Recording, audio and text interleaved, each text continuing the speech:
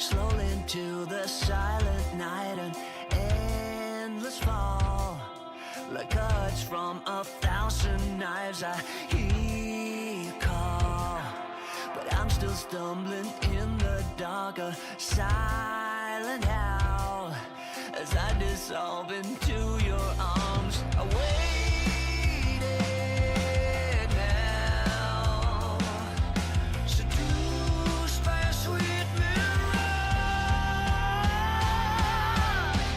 We could leave or we could stay, sedated, stayed wide awake. I can't do this anymore, it's hurting like it never has before. We could leave or we could stay, sedated, stayed wide awake. I can't do this anymore, it's hurting like it never has before.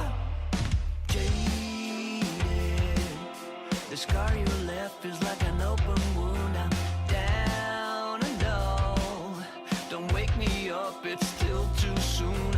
I hear you call, but I'm still falling deep in love. I'm washed away and carried to your sweet embrace.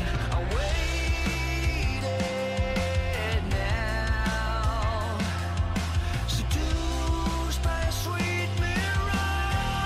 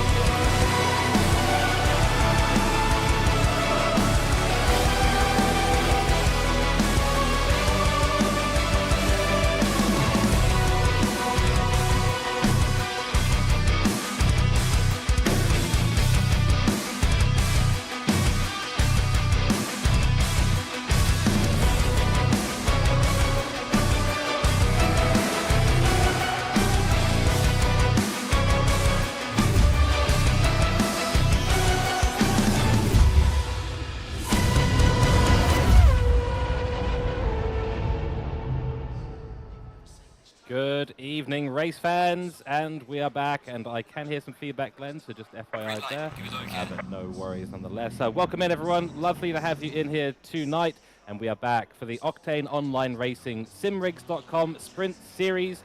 It is our Asia Pacific Thursday, round 8, at the legendary, the amazing, the mountain of speed that is Mount Panorama, and we are very, very excited for this race. Today we've got both splits in AP Blue and AP Yellow for your viewing pleasure tonight. Starting off, of course, with a Split Blue. We're going to be putting on quite the show for us today. There's a whole bunch of questions around the weather today, and so we'll see what's going to be going on. We've got the standings coming up for you shortly. Qualifying 15 minutes and then a 70-minute race here at Bathurst with 2 mandatory pit stops where you do need to change tyres. So lots of strategy in here for tonight's race. Of course, tonight it is myself, George Cook, in the commentary box, joined by the legendary Connor Hind, the GOAT, the Saitama GOAT, as we know him, and of course the broadcaster tonight, the legendary Glenn. So thank you very much to you guys. Connor, how are things going, mate? Yeah, good. Good day, everyone, those watching, and good day, chat. We are keen for some racing around the best racetrack in the world, and if you're watching Megan D, what I said is correct. Yes, Megan, known to maybe not be the biggest fan of this race circuit, but for everyone else, and we're not biased down here in Australia and New Zealand, certainly not at all. But yeah, we do love this track, and it produces some incredible races as well. But yeah, it's a tricky track as well. We've got the standings up on the screen. We're going to go through those quickly now before we start seeing some of the hot laps put in by those around the grid. So, Jamie Comboy had a good time out at Valencia for the most part, and he is now leading the championship for the pro category. So, 869 points overall for JC, doing very, very well. Ethan Kale in tow, 828 points. A little bit of a gap there, starting to open up between P1 and P2 in the pro class. And then we've got Joshua Vedega, who's in the 3rd spot for the pro category, 818 points. So that's 10 points difference. 10 points difference between 2nd and 3rd. And we've still got Christopher Taylor in tow there in 4th spot, as you guys can see. But what I'm keeping my eye on today, Connor, is going to be the silver category. The top 3 there are separated by literally no points at all. 16 points in it between the top 3 silver category drivers. Cameron Thistlewaite currently in the lead of that category, 520 points. Leela Bell has been performing incredibly well on 505 points. And then there's a 1-point difference between Leela Bell and Jake McKellar, separating them. Yeah, it's very, very tight for the silver category. Scrolling down a little bit, we've got Steve Lewis leading the Pro-Am category, Ashley Vedega, who's in 2nd spot there, and then Neil Wood, who is in the 3rd spot for our Pro-Am category, another one to keep an eye on for sure. And then for the Am class, we do have James Lawrence continuing his lead here in the Am class. Afdal Sebi in 2nd spot there for Am class, and Bennett Ring. So, yeah, Connor, it's going to be an interesting one tonight. There's some, we've only got 3 races left in the season now. And yeah, it's all to play for still. Yeah, we got a good close few battles. Be interesting to look at that silver battle, considering that from what I seen last week, those 3 drivers are pretty much neck and neck on the field in terms of pace as well. I got my eye out on Leela Bell though. She's been a bit of a surprise packet and has showed some consistency. Yeah, couldn't agree more. And actually, the last week's result of round 7 at Valencia. In the first race, we had McKellar, Thistlewaite, and Bell taking out P7, P8, P9 overall in the race. So there is absolutely nothing separating these drivers. In race 2, it was a little bit more split up between those 3 drivers, but still very, very close as we do see the first lap across the line in the lovely OES orange and baby blue Lamborghini by Ethan Kale. It's got across the line a 2-minute .617. That is a nice time to start things off. Yeah, on a fast track too. It's a really good time. I reckon it depends if it goes optimum towards the end of the session, but we could be pushing down towards the low double zeros. If someone really sends it, we'll get that 59. Yeah, looking for that 59, of course. That's the sort of magic number, really, when it comes to qualifying. I think we saw 2 people get into that time in split blue. Did we see anyone get into the 59s in split green yesterday? I gave it a go. Me and Tom Maloney did give it a go, but we fell just short. Ah, I see. Well, I'm asking the right person, of course, which is good. So straight from the goat's mouth, which is excellent. We've got a few comments in chat. Welcome in, everyone. Diaballs, so we've got Tahiti there. We've got T-Mac saying, hey, comms team. Hello, hello. Connor, of course, yourself in there. So you're welcome to chat, Connor. Welcome to the comms box, Connor. But yes, we're looking forward to seeing if we can get that magic number of 59. And actually, just as you said it, the track has gone optimum. Yeah, so yeah, we should see the times tumble at least by, as you're watching Ethan Kale come out of Forest Elbow, up. He lost a little bit on exit, but he's still up 3.5 tenths. Let's see how he goes down into the chase.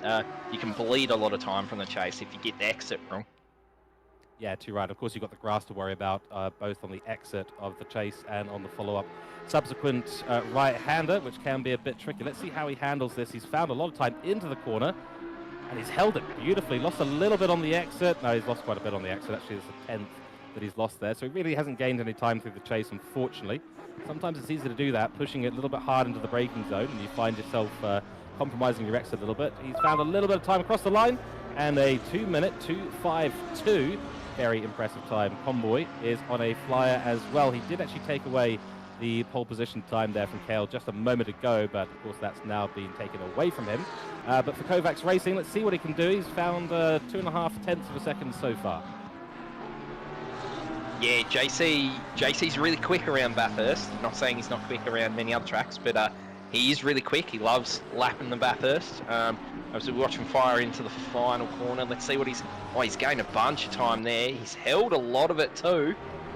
And oh, look at that, 0.035. Wow, that is close. So we may in fact see the magical 159 at some point today, because these times are dropping all around the place. Here's Cook, and he's of course the pro class driver, the 695 Porsche there. I don't know quite how the Porsche handles Bathurst, but didn't handle that corner particularly well. And he gets a bit of oversteer on the exit and does decide to pull over, even though he was up on that lap. Of course, it's a bit of a disaster when you get things wrong at the climb of the mountain. Things can go wrong rather quickly. Now, this is interesting because McKellar is sort of in there for the silver class, currently sitting in third in class, goes across the line, and it's good enough for 8th place. It's a track really of like yeah, there's sectors like 1, 2, and 3 obviously, but it's a track of chunks and blocks. Like if you get corner 1 wrong, you've really messed up your whole first sector. Same as if you get the Forest Elbow wrong, you're really ruining the whole third sector entirely. Yeah, exactly, and that, especially in that mountain section, it's really flowing. It's highly interconnected. I think it's also quite easy to knock your confidence as well with the walls being so close together. You know, one little scrape, one little over braking or you know, oversteer or understeer moment can really knock the confidence throughout the remainder of the lap. And that's what makes this place, you know, the full commitment race circuit. If you're not fully committed and using all the track, you know, you're not going to be finding all the time that you necessarily need to be. And but it also does mean that you're about, you know, 3 or 4 centimeters away from a mistake at any point. That's actually why I love it. It's such a risk and reward sort of circuit. Yeah, it's literally how close you dare to go to Walls and Death Simulator, this track. And yeah, it's just how willing you are to push the boundaries and be on that knife's edge of between catching the car and having it fully planted at the same time. Of course, the strategy for the race is a little bit different than full send, and while you know you do get the payoff of being fast in the race, yeah, it's not always necessarily the best strategy to be going for. Sometimes it's just better to be a little bit safer rather than sorry in the wall and 90 degrees across a track at the Dipper, which, you know, we have seen that a few times here at this circuit, and it creates a bit of a disaster. Currently on board with Tris Taylor at the moment, and he's currently 4th in the standings for Pro Class, and that Ferrari is looking pretty solid, pretty planted through here. We were actually discussing the sort of differences mainly between the McLaren and the Ferrari, which is the cars that myself and Connor drive. Myself and McLaren, Connor the Ferrari, a bit of a Ferrari whisperer. But you know, there's a big difference between those cars. The McLarens are often trying to run 0 wing or as close to 0 wing. It's a little bit different for the Ferraris. Chris Taylor's finding a ton of time here. That'll mainly be on the mountain section, I suspect.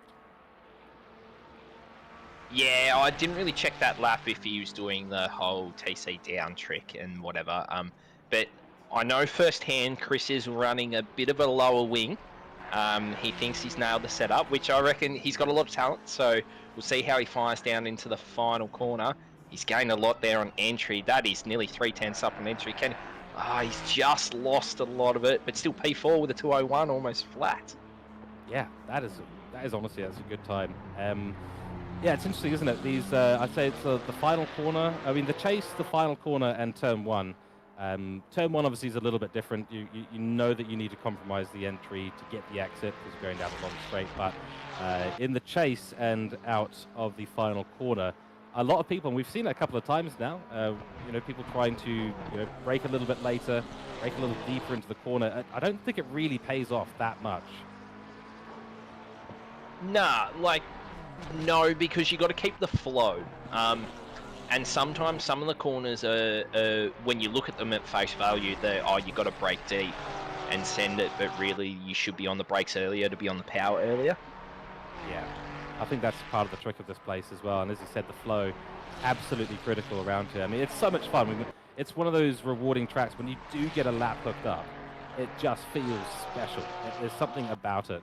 And you know that you've just driven around this track at breakneck speed, with a couple of centimeters between you and the barriers. And I mean, this is why I love the place. I don't understand people who don't enjoy this track. I mean, I can understand from a point of view. It's a very technical circuit, very hard to get used to. There's a lot of nuances with how to navigate, especially the mountain area. The mountain area, yeah, as you said, the mountain area as well is probably the bit for me that feels the most special and magic, because that is where you're hanging on for dear life, and one short moment could be in the wall or like the lap of the gods kind of thing. Yeah, too right. Of course, for those of you who don't know what the lap of the gods is, go to YouTube right now and type in lap of the gods and enjoy, because it is the most unbelievable thing you'll see. Chris Taylor here has found more time. He's compromised his entry this time to get a good exit, and that is good enough for P3 on the grid, a 2-minute .737. So he's broken that 2:01 barrier, now has Chris Taylor, and has moved that lovely Ferrari up. A little bit of a standout effort here for Carter, the Pro-Am driver, up in P4 currently. He's obviously found a bit of time there, which is absolutely excellent to see. So another OES driver in another Lamborghini. So a bit of a sandwich there for Conboy and Taylor between Carter and Kale. And that is a good lap time. He's broken the 2:01 barrier at this stage.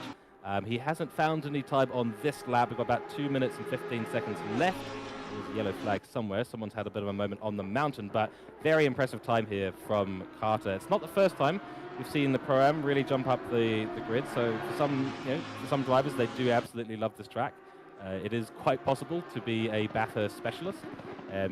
And Carter's not a name we've seen up the grid too often as well, so a real standout lap. So he'll start another flyer. That will likely be his last lap of this qualifying session. So we're now under that 2-minute barrier. So that means anyone coming across the line now will have only one more lap to go. Yeah, some people will, for me as well, and a lot of other people, you lap this track more than any other because of how iconic it is. But then other people lap Spa more than anything else, or Watkins Glen, or Coda, or whatever. Everyone has their favourite track that they're better at. Yeah, exactly right. And it is nice to see the standouts, and of course being the Asia Pacific region, Australia and New Zealand. I think this is probably the track that is closest to most people's hearts. Whether you love it or hate it, it's got a special place, I think, for everyone. By the way, we're on board with Conboy at the moment. He has found 0.3 of a second on the first couple of sectors of this lap. He is now coming down the Conrod Straight. So keep an eye on him as we go to the line, and he'll come into the chase momentarily. Aaron will have some pretty good top speed. He's just hit 286 kilometers an hour. We were discussing that the BMW has got still another 4 kilometers an hour on that, but no BMWs up there at the moment. He's found another 0.05 of a second. So this is it. He's coming into the final corner. Can he pull something off here? This is going to be good enough so far for pole position. Conboy across the line goes and does that first 1:59. The magic has happened. There it is. What a banger of a lap as we jump back to Carter. But if I reckon JC's got another 10th or 2 in it as well, I reckon. Wow, I was watching him in a practice session and he managed to put in a 59.8. So there is definitely, and that was after 3 laps, which was just like, hello, welcome to the server, 3 laps, and then he just sat there for half an hour just showing off that time, making us all feel bad. But yeah, Carter here, he's found a little bit of time, he's gone very deep, a little bit of oversteer on the exit, and that will not be an improvement. Maybe it is, no. He'll stay P4 as he goes across the line. And yeah, at the moment, it seems to be the convoy show today at Bathurst.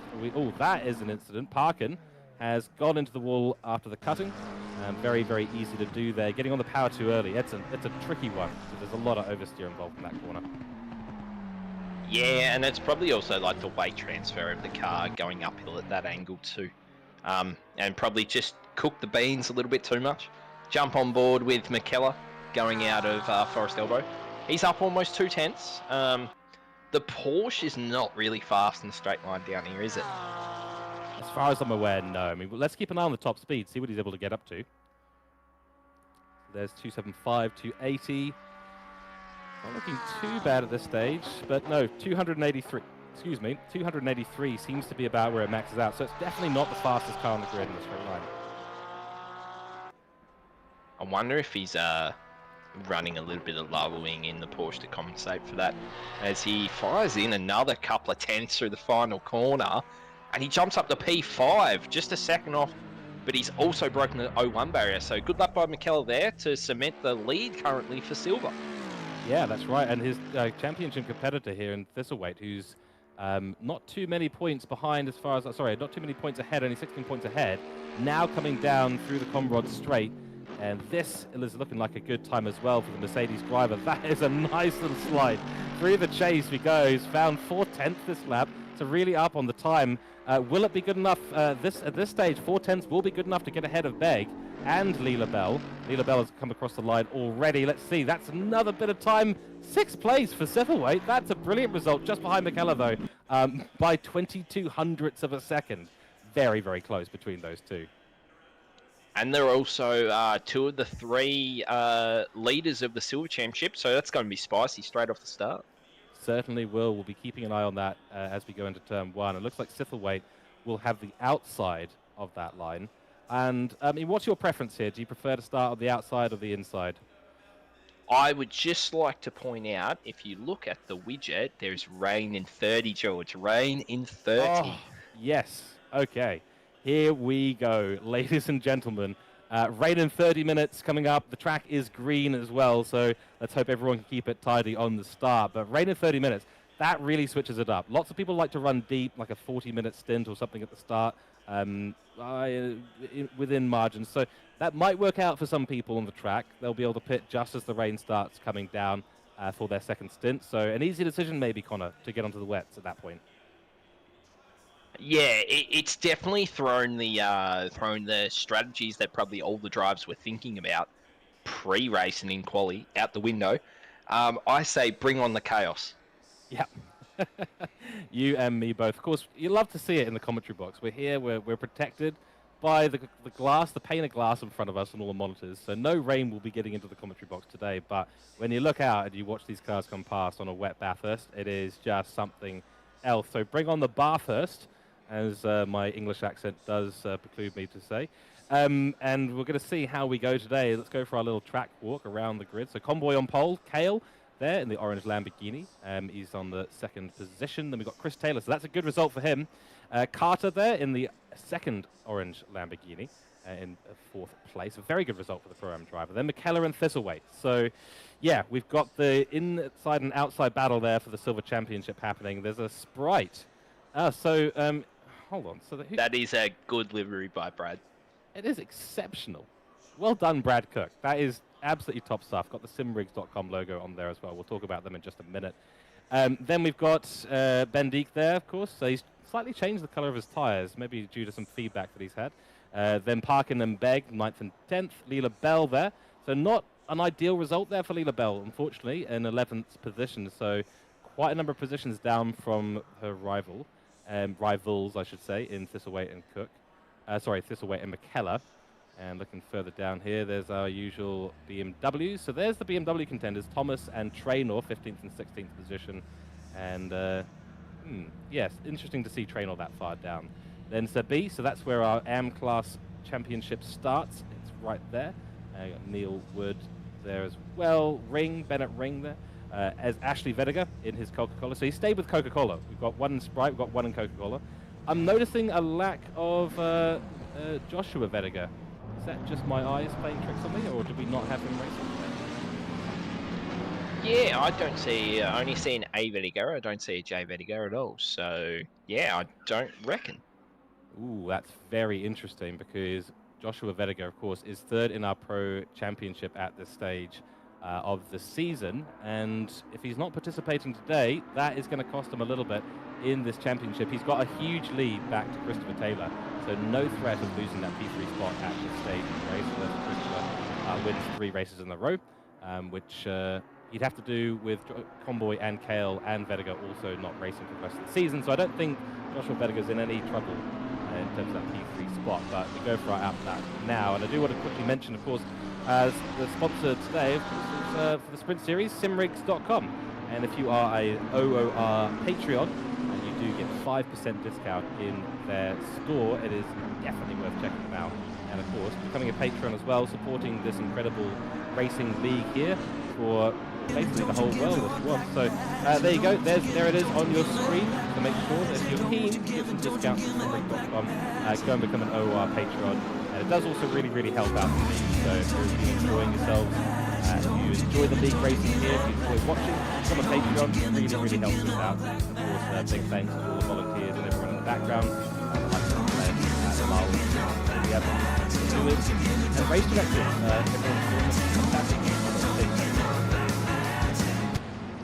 Yeah, it takes a lot of bodies and hamsters to make this thing work. So all the volunteers and everyone, Mole and Glenn and everyone included, thank you very much for putting this on. Who's your pick for today? Well, it's a tricky one.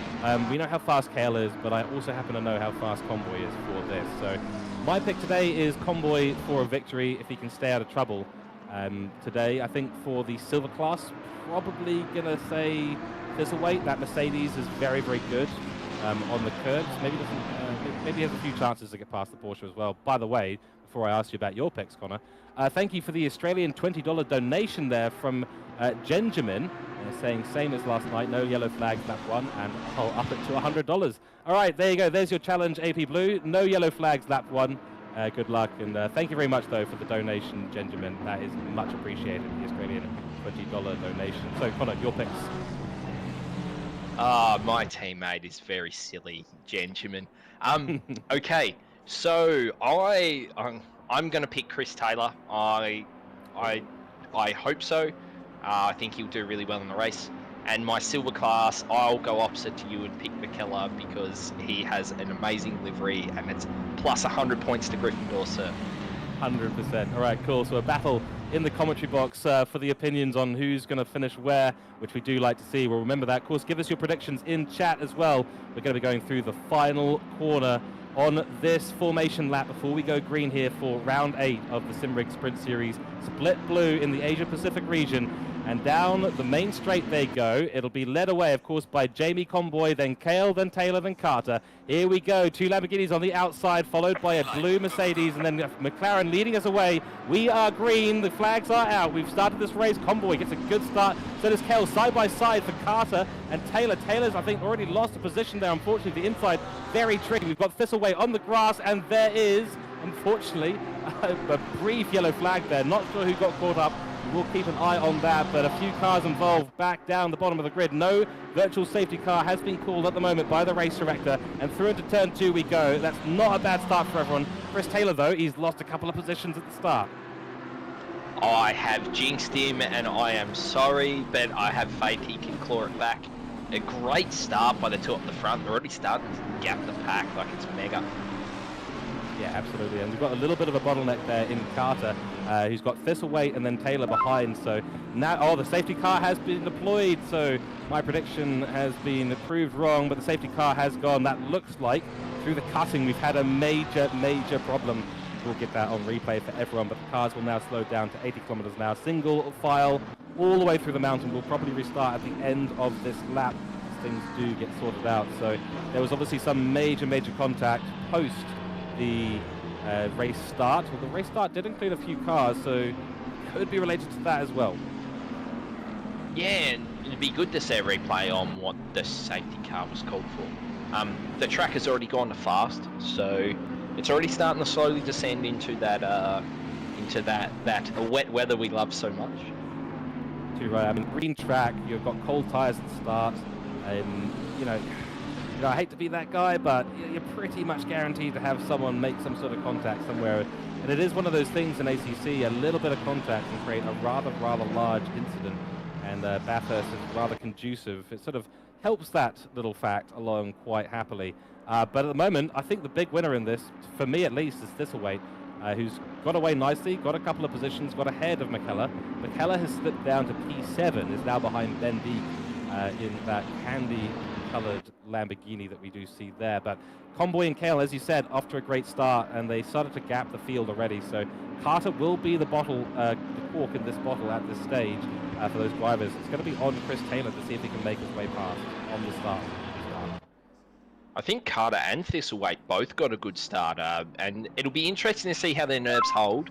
It's hard to pass over the top of the mountain, but how they hold for consecutive laps with your likes of Taylor and Cook and McKellar even hanging out behind them. Exactly right. So we will have, I believe, the safety car going in. So virtual safety car will be coming in this lap. So we will get started after they go past this. I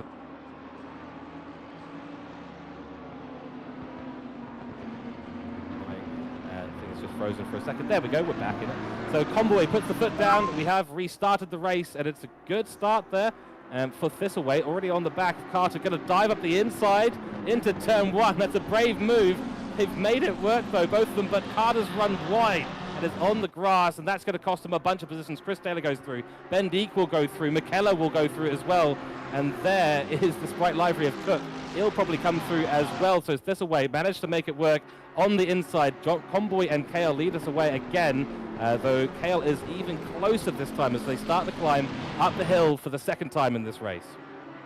Yeah, Thistlewaite kind of took his chance there, and he wasn't caught napping by Carter, and kind of just ran him wide, really, with nowhere to go.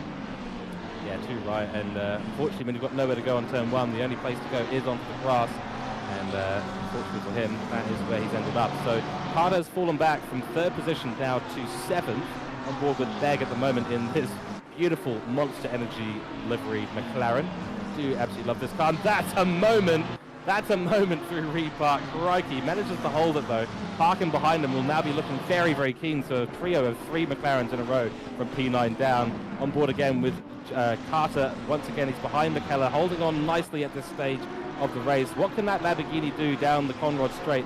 Probably got some decent speed when compared to McKellar in that portion. That was a deep moment there for McKellar on the exit, or the entry, I should say, of Forest Elbow. So here we go. The drag race begins down Conrod Straight for the second time in this race. Who's going to win out? I don't know what the Lambo top speed is like down the straight, but the Ferrari, depending on the wing you can run, can get mid 280s, so it's quite slippery here, whereas everywhere else it has low top end. Don't know why.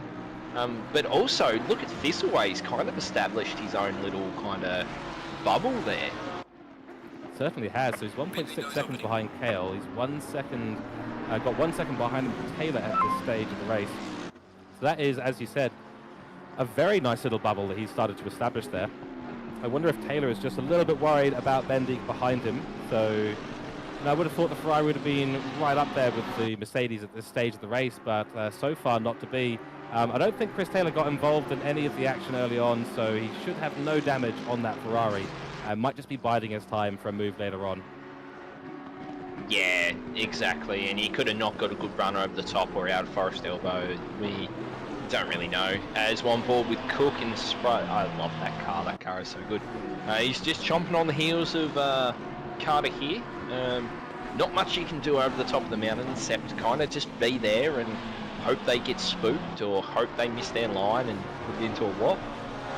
Exactly right. We've got a few in the pits already. We've got Parkin, Bell, and Poirot in the pits. We're on board with a replay now. This is coming up through Griffin's Bend and up towards the cutting. So I think this is where our safety car was deployed from. So here's the BMW we're on board with, and oh dear, oh my goodness. Okay, so that was a big incident there.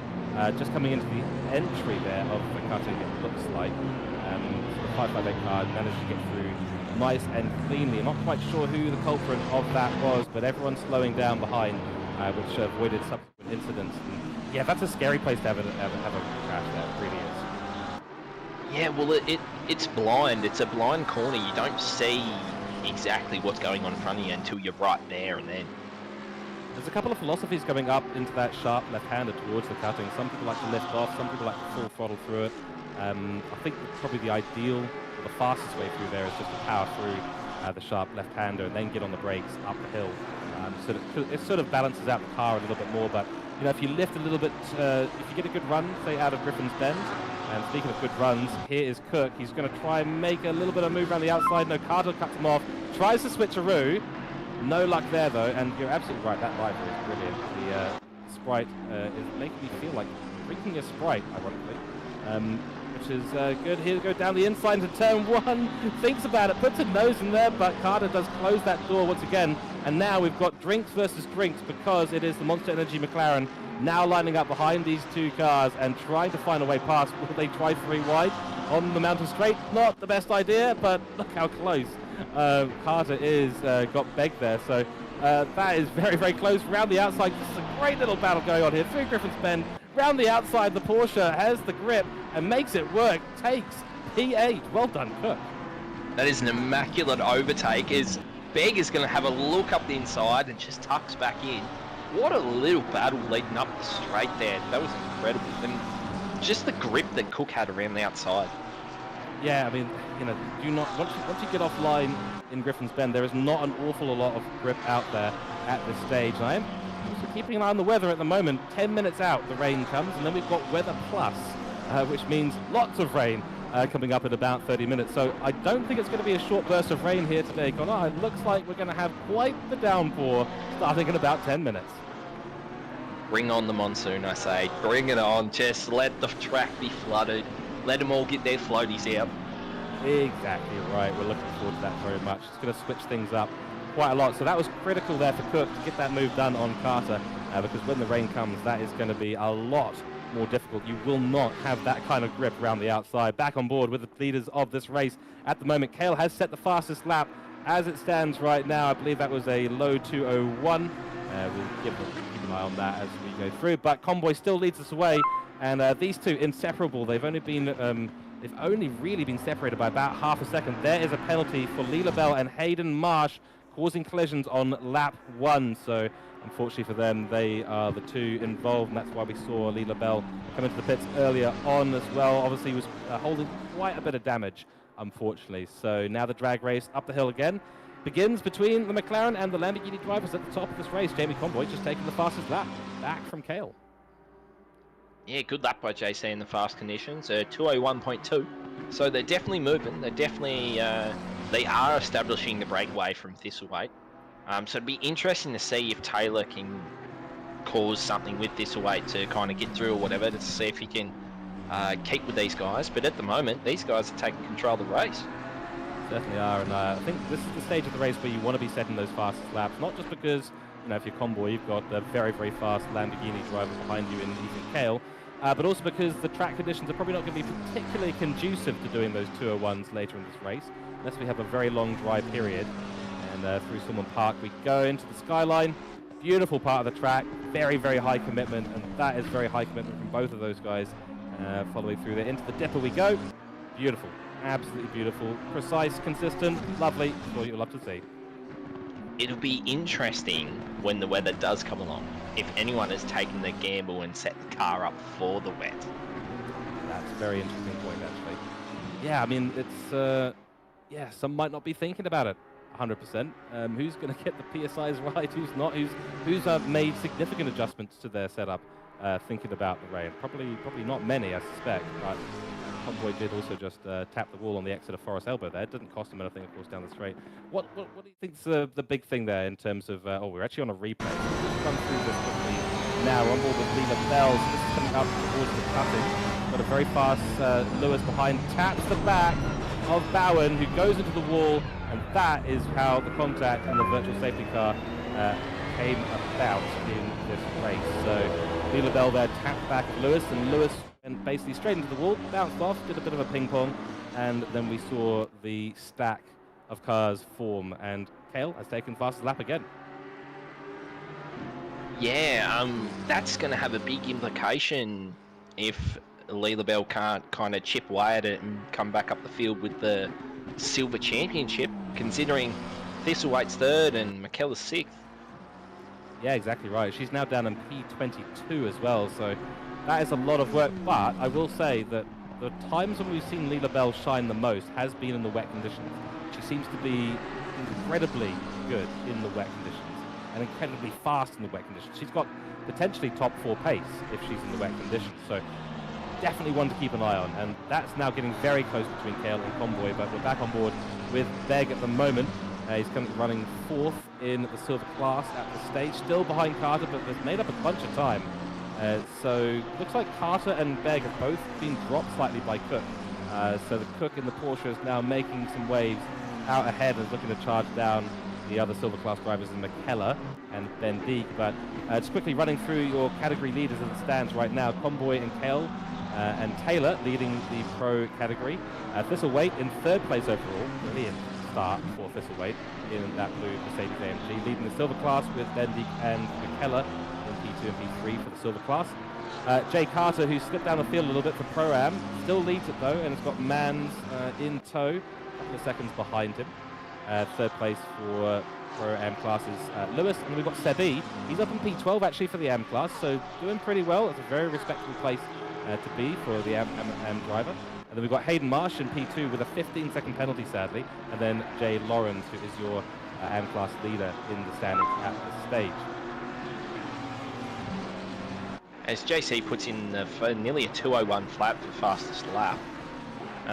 Yeah, it'll be interesting to see because, like, obviously people have different strengths and skills, like, you know, in a lot of things in real life. But it'll be interesting to see those who are really proficient in the wet weather come out and really, like, assert their kind of, like, dominance in that kind of conditions. It's really tricky to do so. Some people do, as you said, have a sort of natural tendency to be very, very good in the wet conditions. I personally don't. I do struggle in the wet quite significantly. When the grip's not there, I'm definitely in struggle down. So I'm very glad it didn't rain yesterday evening. It was yellow. But it is beautiful to see when you have a driver that can handle those wet conditions and can put in some good pace. Yeah, some special stuff starts to happen on track. It really does. Oh yeah, absolutely. And like, I'm the same. I'm not a really top wet weather driver, no matter how much I practice or whatever. I can't get it. But to watch some of the people in OR and in the APAC region in general, just how they can steer the car in the wet it's insane. Yeah, exactly right. We've got a little bit of blue flag traffic there that has run very, very deep in towards Forest Edward, gets out of the way of the championship drivers here, the leading drivers in this race, I should say. Has that allowed Kale to maybe slightly get like a little bit closer? Maybe just a little bit. I think there was just a little bit of an unsure moment there in the elbow. There's been very, very clear instructions given by the race director today to the drivers about blue flags, and you have to, as the driver behind, make that pass appropriately and safely, and the blue flag drivers have to give way safely as well. So if there's not an opportunity to pull out over the side, on the side of the road, around the mountain, which is entirely fair enough, to be completely fair, then you know, you are allowed to drive safely through the mountain. Obviously, you don't want to be causing a crash as a blue flag driver and then causing a crash behind you. But there is a lot of pressure when you've got the blue flags up for both the drivers coming up on the blue flag driver as well as the driver who is blue flagged. A bit of a tongue twister really there, but managed to get myself through that. But there's a lot of pressure when that starts to happen. Oh yeah, absolutely. Immense amount of pressure. There's a lot of pressure in the different situations of a race or anything. I don't know if Kale's got the outright pace to make a move on JC, because they're neck and neck in terms of lap times and consistency. So really, do you, as I suppose they want to run right until the wet comes in to use one of their stops to get on the wets, but do you just let JC tow you along as Ethan Kale behind? And at this stage, I think you do.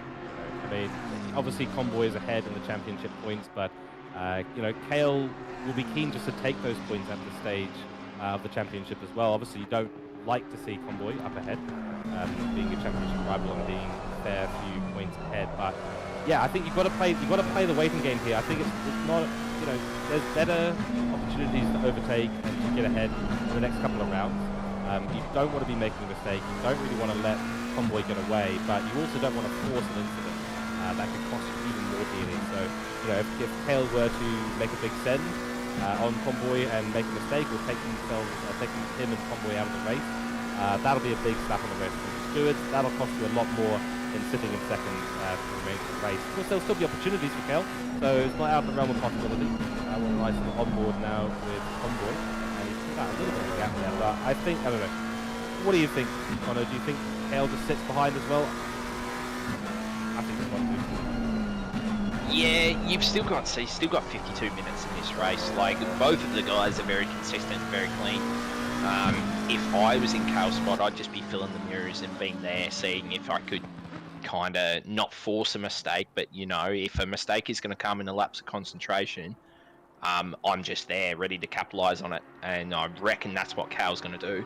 As we see the first sprinkles of rain, let's go.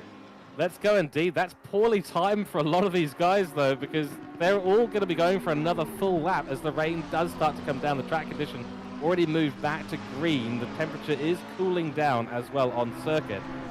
So this is going to be a very interesting lap. How many will decide to come to the pits? We've got Hayden Marsh in the pits, Lawrence in the pits, Ashley Vediger in the pits as well as Wood.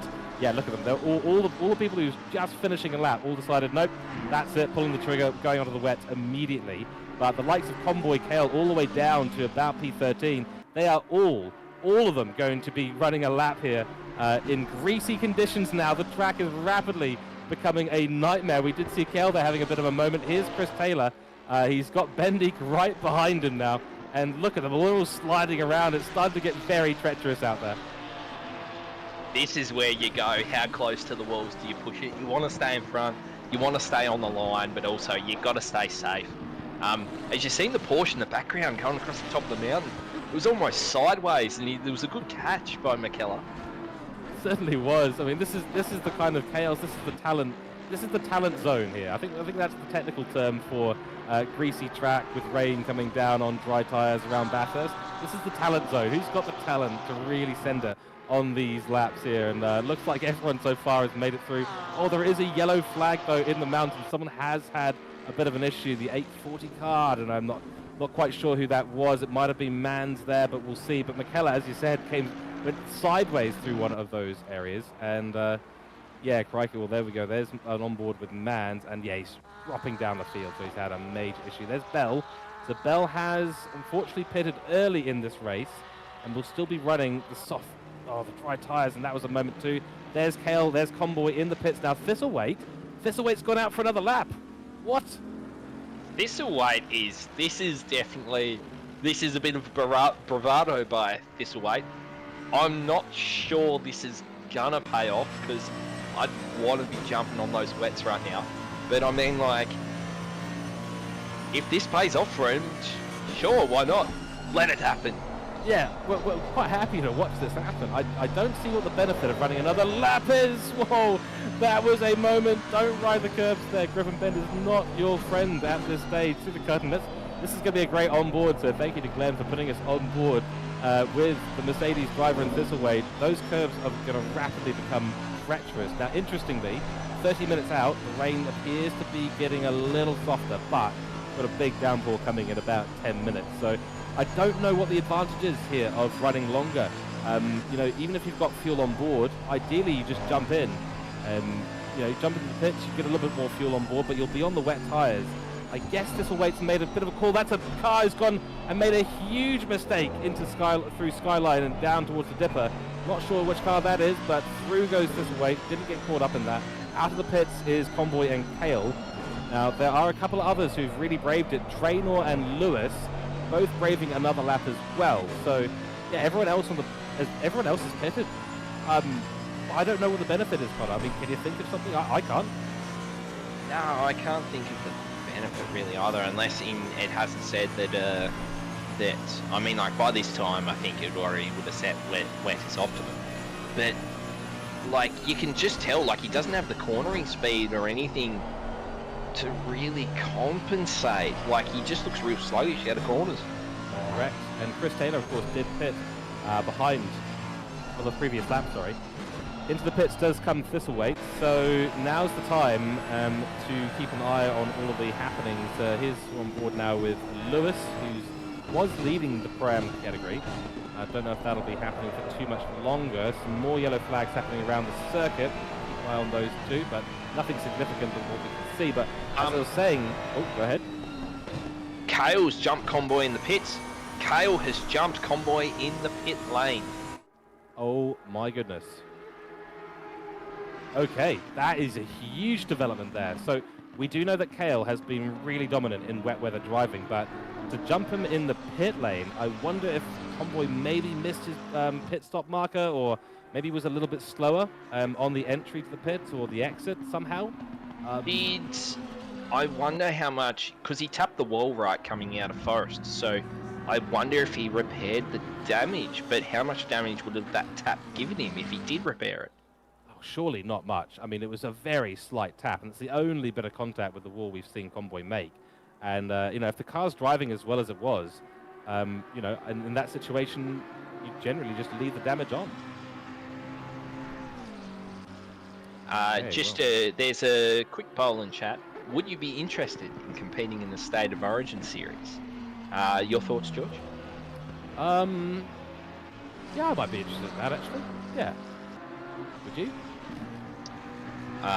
Yes, I would be. Obviously, me being a Tasmanian, would have the least amount of people to pick from. But, you know what? Let's do it. For the memes. Yeah, for the memes. I mean, I don't have any skin in the game. I'm from New Zealand, but it would sound like fun. I do always enjoy watching the chaos that does erupt when State of Origin does happen. So that would be certainly interesting. That has confirmed too that JC got moved in pits. Ah, right. Okay. Yep, okay, so that is super unfortunate, and maybe that's just as a result of the dry tyres on a wet surface, just not quite getting the braking zone right, and yeah, he's moved, unfortunately, away from his pit box. That's really unlucky. He was at such a solid lead. Well, now Kale will be absolutely stoked, so he was patient. The patience has worked out in the favour of Kale, and now here we go in the wet conditions. The track is still considered damp at this stage. A reasonably light rain, but I suspect that will be getting slightly heavier. Now, interestingly, Thistlewaite has managed to get out ahead of both Bendik and Taylor, and Taylor has dropped down a position, so Bendik has jumped him in the pit lane as well. I wonder if Taylor had a similar issue in the pit lane. I was expecting with Thistlewaite's very slow lap, slow extra lap on the dry tyres, that just Taylor could have potentially overtaken Thistlewaite when Thistlewaite came in for the pit. So that has not happened, and Bendik has managed to get ahead. Yeah, maybe someone from the MRT chat room could post in chat to say if Taylor got moved or whatever, but I'm curious. I'd say he probably got moved too. Yeah. Cook and Begg have jumped McKellar too as well. So the wet weather's kind of bringing a little bit of movement and shaking. Certainly is. Some antics starting to happen on track. Well, this is exactly what we're after though, Connor, isn't it? I mean, the wet brings some really interesting things into play, and where you stop in your pit box when you're on dry tyres coming in after a stint on a surface that is not dry, that's not something that you really practice for in general, is it? Nah, not really. I mean, like, you're talking to the king of pit practice himself, where I don't practice until the race.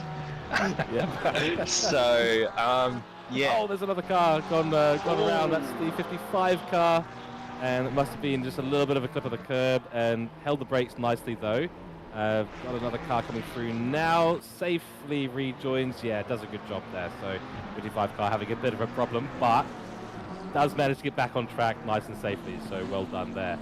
That is the 55 car of Huara. So there we go. That's one of our AM class drivers there. Yeah, you're absolutely right. Personally, I don't practice the pit. I've been trying to do so more.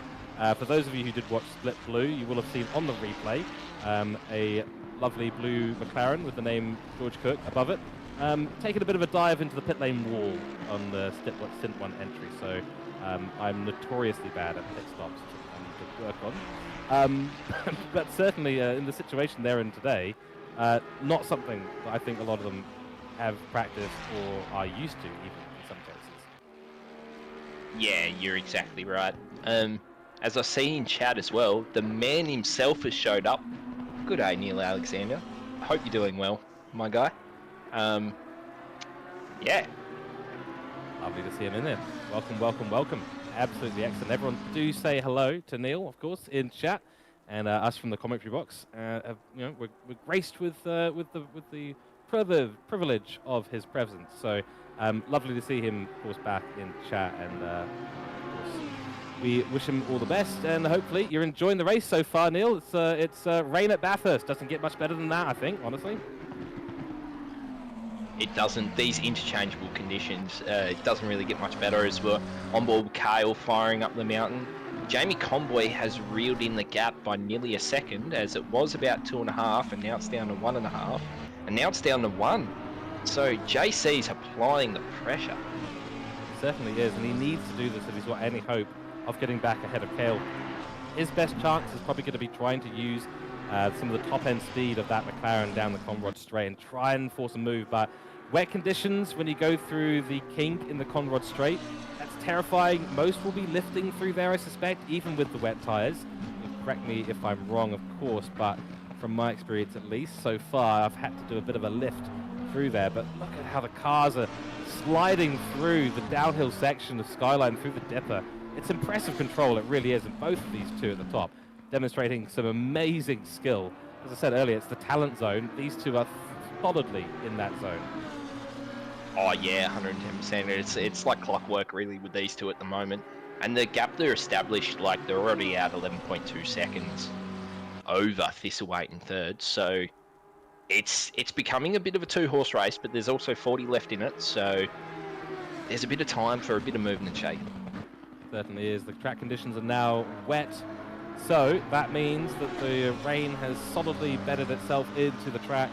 And these are getting close to some of the worst conditions you'll be experiencing out in Bathurst, which of course is a lot of fun for us to watch. Still 30 minutes away is the drier weather. We might be about 25 away from that.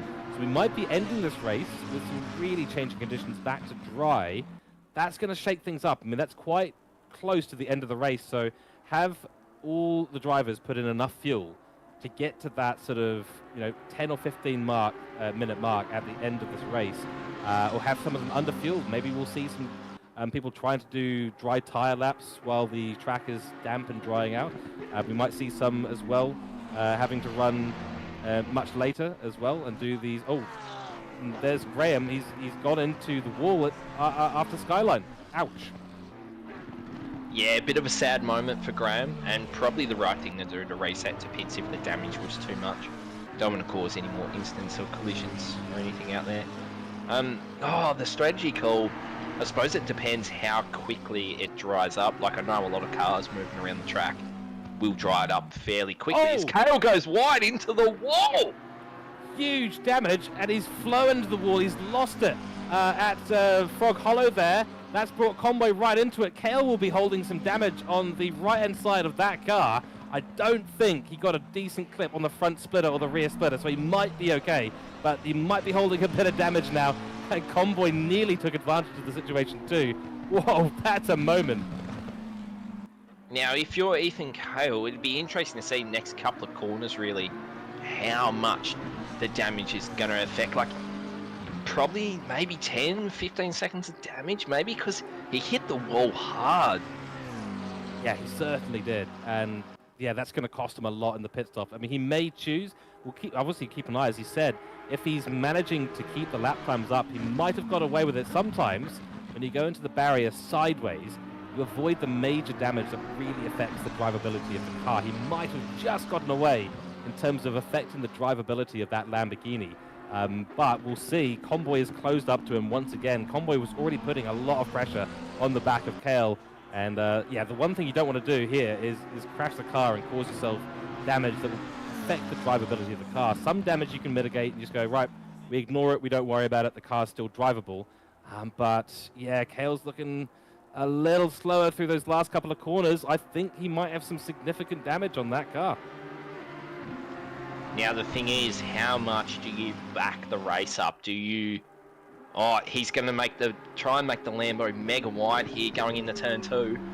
And he's rightfully fending off. Like, if he can fend off until he gets to pit lane, like, then the thing is, like, how bad is it going to affect it if it goes dry super quickly?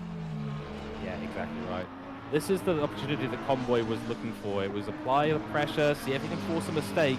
Unfortunately, the mistake has come, and Kale has been at a disadvantage from it. Going through the section that we just saw last lap, where Kale just made his mistake beforehand, coming out through Frog Hollow, manages to get through cleanly there. It doesn't look like there's a serious effect on the drivability of that Lamborghini at this stage. So the question will be, you know, does he just ignore the damage in the pit lane?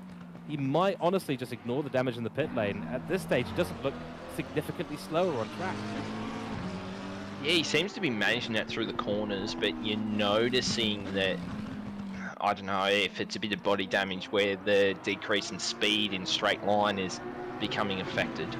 But yeah, really, for his race to be end in a win and to close that championship up, he really has to pretty much ignore the damage.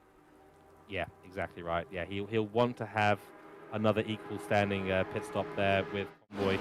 And here we go. Here's the replay of Kale. So through we go through Reed Park, and just doesn't get the turn in towards Frog Hollow. That's what triggered it. And then on the exit, straight into the wall, it was a bit more of a 45-degree angle. I'd be amazed if he got away with no front splitter damage there, Connor. There is no way. There is none. He couldn't even pay the Lamborghini engineers enough to have that. So... But yeah, it'd be interesting to see with the pressure applied to him, because JC is absolutely then and there and applying the blowtorch now, how Ethan Kale can handle it. Exactly. Yeah, I certainly wouldn't want to be Kale in this situation. Damage to the car, a very fast McLaren behind, covers off the inside move. JC will try around the outside again. Through Griffin's Bend they go. Rides the curb as well. That's a risky move from JC, but no, Kale will stay ahead once again. A very late defensive move, but totally fair there from Kale, defending like his life depends on it. Through the cutting they go, and up the hill again for the 15th time on the 15th lap of this race. 36 minutes to go, and this battle is just getting better and better. He's really got to defend for his life and then have like the stop of the gods to keep JC behind. Stop of the gods, I like it, yeah. He is going to have an old JC. He's throwing the front of that car in now. He knows how close that first position is to him now. The question is, how much do you send it at this stage if you're JC? You're ahead in the championship. Of course, you want to get the race win, but you know the car ahead has damage. Is this the point where you maybe try and just take a few less risks, back off, and let the Lamborghini suffer a little bit on its own? At this stage, doesn't seem like he's buying into that philosophy, because he's absolutely sending it. And now we get a lovely onboard to see the effect of the slipstream down the Conrod straight between the McLaren and the Lamborghini. So, yeah, if you're in JC's position, really, you have a few looks here and there, and you kind of make Ethan squirmish a little bit, but really hold station, and then kind of see after the final stop what Ethan's pace is like, and then kind of, if you really want that win, full send it. Yeah, I think that's right. With 34 minutes left in the race, you're better off just, you know, taking a back step a little bit, making sure you hit your lines. Don't obviously make the same mistake that Kale made. And that's nearly a moment there for Convoy on the final corner. Murray's corner nearly has a bit of a moment. Riding the curb is, even with the wet tyres, is absolutely deadly. You've got to be so careful, and precision is required at Murray's corner. It's a make or break corner, it really can be. We can say that about nearly every corner around here. Well, it's a make or break corner. Yeah, maybe Murray's corner is actually one of the more forgiving corners. Kale doesn't defend the inside this time. Daisy sticks to nose him, but there's no space there. It's not close enough to Kale, and Kale takes a wider line, gets a little bit of a breathing room, so he can take a bit of a breath now, and it's back on Convoy now to find that line. That's very wide from Kale, though. Yeah, it's a really interesting line by Kale, but he seems to have kind of put a bit of an arm's length between as JC taps the wall going up. So maybe JC's just lost a little bit of confidence in the last couple of laps, trying to send it. Yeah, well, that's exactly right. It's really, really easy to do that. You make one touch the wall. And this is, honestly, I'm really impressed with Kale being able to basically bring himself back up to speed within, half a lap of that incident. Because that incident was, not small, I think is the correct term for that. It was not a small incident. And, that'll certainly hurt your confidence a bit. But, yeah, JC's just, he'll take a couple of quarters just to relax and get his head back into the right space. And he'll continue his charge after Kale once again. But yeah, no, I mean, these two have not given each other an inch yet. They are both going full send. They're saying, wet weather? What weather? We're going to full send it. There's Conboy. He's going to try up the inside through the... Oh, we've got to be so careful there. Does have to back out, and Kale just puts the foot to the floor and holds it nicely and goes to the outside of the track. That's such a dangerous place to try and overtake through the kink in the Conrod Straight. Yeah, you got to have full confidence and trust in the driver next to you to know that the person you're racing against is just going to leave you enough room to be able to, be on the black stuff still. As chat has said, though, apparently the Lambo can take a bit of a hit. Well, maybe I should have switched to the Lamborghini for this round. That may have been a good decision. We wouldn't have had so much damage. I do know that the McLaren, if it gets damaged on the front or the rear, it is, undrivable. JC's going to try again. Up the mountain straight we go. He's got a nose ahead this time, though. He might be able to close off Kale and goes around the outside. Kale's got to give him room. But no, Conboy has run wide. No grip out there. It's what we were saying earlier, Connor. No grip on the outside in the wet. Nah, there's no grip. And, he could have tried to force his way around the outside there. But it's a very heads-up play by JC to just back you out and have another go. Yeah, too right. You just got to protect yourself at this stage. Other than a few points at the top, look how the cars slide into Frog Hollow.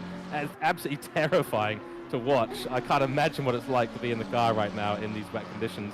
They're just sliding through. You can see the cars are basically at an angle as they try and, quote-unquote, straighten up out of Sulman Park there. It's, absolutely, or McFalmey Park, I should say. Absolutely terrifying to watch, but brilliant to watch as well. You're absolutely right, though. I think both of them might just need to take it a little bit easy, make sure they don't make those mistakes, because the mistakes are what cost you at the end of the day. And, is that Chris Taylor? Chris Taylor's had an issue as well, and I think he's dropped down the field, so we might be able to have a look at that at some point, as there is now a second between these two. A bit of a breather for all of us in this battle. It's been brilliant, though, at the top. Both of these drivers putting on an absolute show at the Mountain of Speed. Has Chris Taylor just returned to pits from track? I think he has. Yes, he is in the pits at the moment. Oh, he's had a major shunt, it looks like. So we might be able to pull that up on a replay. JC's trying again into Murray's Bend. Nope, no luck this time. Kale runs a bit wide. He's been doing that. Not super confident. JC's now got the runner, and they've come together. They've come together, JC and Kale. Kale tries to cover off the advance of Conboy, and Kale's come to a stop. Kale has come to a stop on the track. What has happened there? I do not know. But did he have a hardware issue? Might have been. Might have been there, yeah. I mean, that's all I can think of at the stage. Or maybe he got a bit of a shock. Maybe the wheel of his, the hardware wheel, decided to do a little bit of a shenanigans with his wrists during that contact with Conboy. But that was bizarre to see. He's saying he probably turned the engine off. Oh dear. Well, if that's the case, he turned his car off. People are saying he turned his car off. We're watching the replay now of Chris Taylor. We'll get back to the Kale situation in a moment. Oh! Through McFalmey Park. Yep, on the curb. Oh, yeah, that is a lot of... The Ferrari can handle a bit of front-end damage. Rear-end damage is not okay, but that was a lot of front-end damage. That was like smushed front-end, no more, no bueno. Yeah, exactly right. And of course, the right decision, I think, to reset the pits there, because you are sitting square across the entire track at Skyline, and people will see you, but whether they can stop in the rain is another question entirely. So, Yeah, people in chat are saying we think that it's ignition. He might have hit the ignition button there, turned the car off during that contact. That's super unlucky because you're not generally reaching for the ignition button as you are turning around the final corner of this track. Let's Hit have a the look at HUD up, maybe. Ooh, that's a good call, actually. Yeah, he's just stopped. The only thing I can think of is that, yeah, he's probably just turned his ignition off. Must have, because he had to stop the car. He's immediately got started again. You know, if it's a hardware failure or a hardware issue, you don't just, you know, stop for 0.1 of a second. You usually stop for a few seconds if that's the case. So, yeah, I think everyone's spot on. I think that was an unfortunate incident of turning the car off. If he has turned the car off, so yeah, most likely he has, was he changing TC for exits in the weather? He might well have been. He was certainly doing something on the wheel, and that would explain why he sort of did that cut back a little bit. I mean, Convoy obviously got caught out a little bit as well. Here we go. This is going to be an onboard here. So let's keep an eye on the revs. They have a little bit of contact there. Yeah, he switched the car off. Oh, he has. His revs just go completely out. Yeah. And he's completely stopped. Yeah, he switched the car off by accident. Oh my goodness. Ah, rough. That is super rough. I mean, just as he was coming out, he just tried to move away from the grass from the outside line. Convoy didn't really expect to move at that stage, and they did come together. And whatever that's meant that Kale has hit the off button on the car. I mean, I've never seen that before. So from first to lose a position essentially by turning the car off, despite Convoy having a run, that's absolutely incredible. What a very commiserations, of course, to Kale, but what a sensational way to lose a position. Unconventional, I should say. This is what the weather brings out. Brings out all the chaos, all the absolute shenanigans. And outlying situations like turning the car off. It's absolutely bizarre, but good call from those in chat, and thank you, Glenn, for finding the replay on that. That was a very bizarre situation. But now 6 seconds, of course, Kale is behind Convoy. We're going to focus on a few other races around the track. We were just on with McKellar at the moment there. Now here with Sebi and Thomas ahead in that BMW, the Porsche driver of Sebi, we're on board with now. He's leading AM class at this stage of the race and looking pretty planted in that number 16 Porsche at this stage of the race. I'm putting a lot of pressure now on the silver driver, the 91 driver of Thomas ahead, who's looking a little bit squirmy through the downhill section. By the way, 10 minutes away, he's got dry, cloudy weather coming in, and the track is now damp. So we are seeing an improvement, Connor, in the track conditions. Yeah, it's starting to slowly just not be as wet. It is damp now, and also, yeah, it'll be interesting to see how dry it goes. Yeah, I'm suspecting... And like how quickly. Yeah, well, that's the question, isn't it? It's not going to be sunny weather. It looks like it's going to be cloudy. So I would say probably at best we get to greasy. Yeah, I could see it going. It would definitely, I reckon, get to greasy. But I don't know. Like sometimes it improves really quickly, and other times it improves really slowly, and that's not really dependent. As Stebby goes well wide and puts it into the super cheap fence. Holy moly! Yeah, that's unlucky. It looks like he clipped the curb as well, so the car just got a bit unsettled. And, you know, if you get into those situations, sometimes you do a bit of a panic brake, and that doesn't really help you. I think that's what he might have done there, but yeah, just slid off really, didn't he? Yeah, he might have just been trying to make up a bit too much time and just braked way too late. So this will be good points for him, a P11 at the moment in the AM class. That will do him quite a lot of good in the championship. James Lawrence is actually leading the championship. And by the way, just in terms of the AM class, we do have Hayden Marsh currently in P14 in this race, and he's sitting in a little bit of a doldrums zone at this stage. He's got Woods about 2.7 seconds ahead, so probably one to keep an eye on, but he's second at the moment in AM class. This will be one of his best results in this OOR season. Out of the pits in the background, we do see Ashley Vediger as well, but yeah, Hayden Marsh for Taco Sports. I do know his nickname is Taco Del Hayes, which is absolutely epic. He's got a great livery on this Ferrari as well. He was caught up in that early bit of contact on lap 1 before the safety car happened, so did get a 15-second penalty. So to be in P14, and having a 15-second penalty served, not too bad, but he does have Parkin, who has done both of his pit stops. Now that's interesting with Parkin. Parkin and Bell both served both their stops. I think they stopped early, but had to stop again for when the wet weather arrived. Will they be stopping again to switch off of the wets onto dries? And as Connor was saying just before, as you're saying, it'll all depend on how fast this track dries. Yeah, it's gonna Cursed him. you've cursed him something. I mean, like there's no damage, so as he keeps trailing along, it's good. He's lost a bit of time, but if he just like kind of stays calm and consistent, you can probably seal up P2 and AM here for this race. Yeah, exactly right. And that was as light a commentary curse as I could possibly give him. But a commentary curse nonetheless. A commentary curse is a commentary curse at the end of the day. Parkin behind him will be starting to put a little bit of pressure.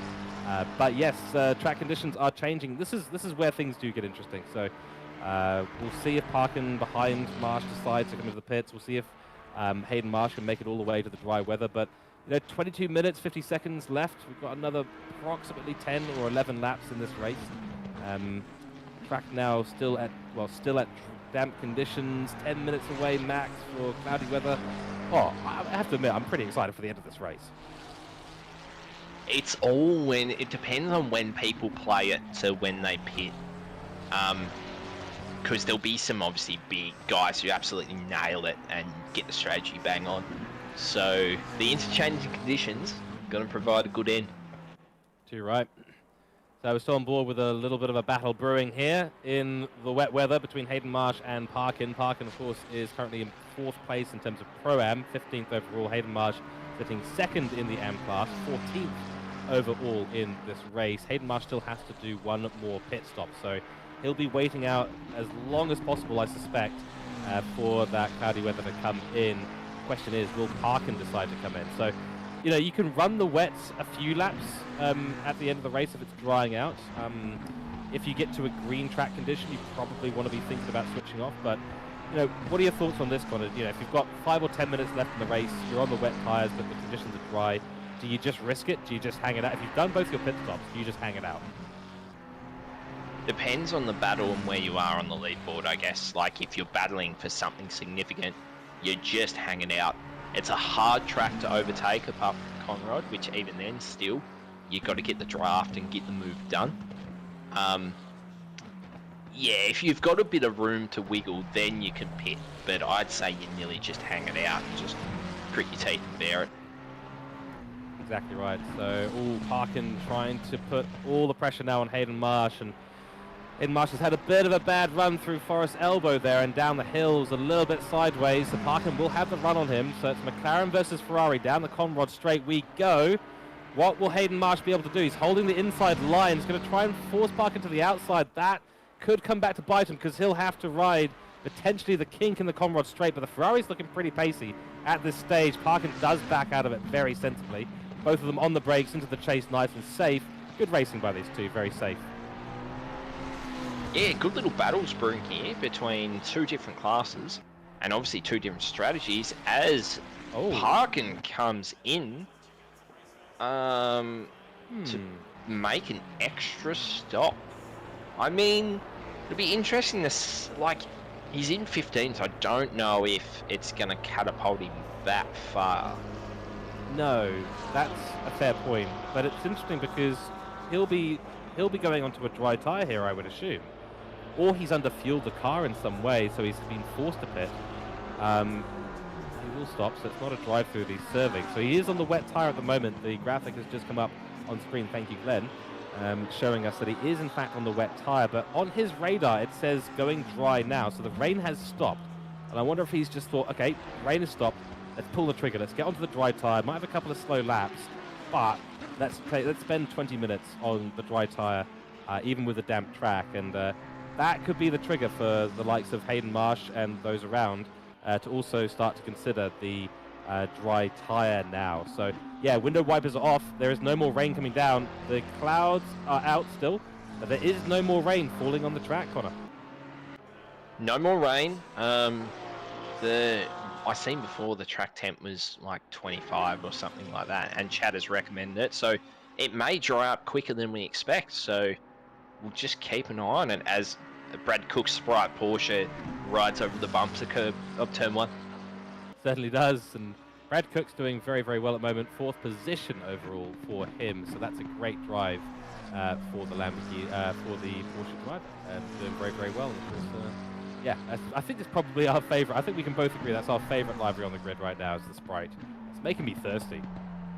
Yeah, I'm a big fan. I'm a big fan of the livery. Just I'm waiting for the LeBron James ads to come out now. You're right. By the way, we do have a battle brewing for P8 and P7 between McKellar and Traynor. So those two are having a wicked battle at the moment for that position. Really getting quite close. And, oh, McKellar's hit the wall. Oh, have I done it again? I've done it again. You've done it again. You need to just... George is going to go out for a couple of minutes because he's just cursing everyone left and right. That's right. I do take cash payments, folks. So if you've got someone you don't like out on track, just let me know in AP Blue, and I'll sort them out. But that's really unlucky there for McKellar. I do apologise if the commentators go. I thought I disproved this in a previous race, but it's come back to bite me, sadly. Yeah, it's just that just looked like as if it just locked up from the rear, really, and the rear tried to be the front, and the front wasn't having a bar of it, and the wall decided to end it. That's right, yeah. Barry R, as a famous YouTuber does like to call him.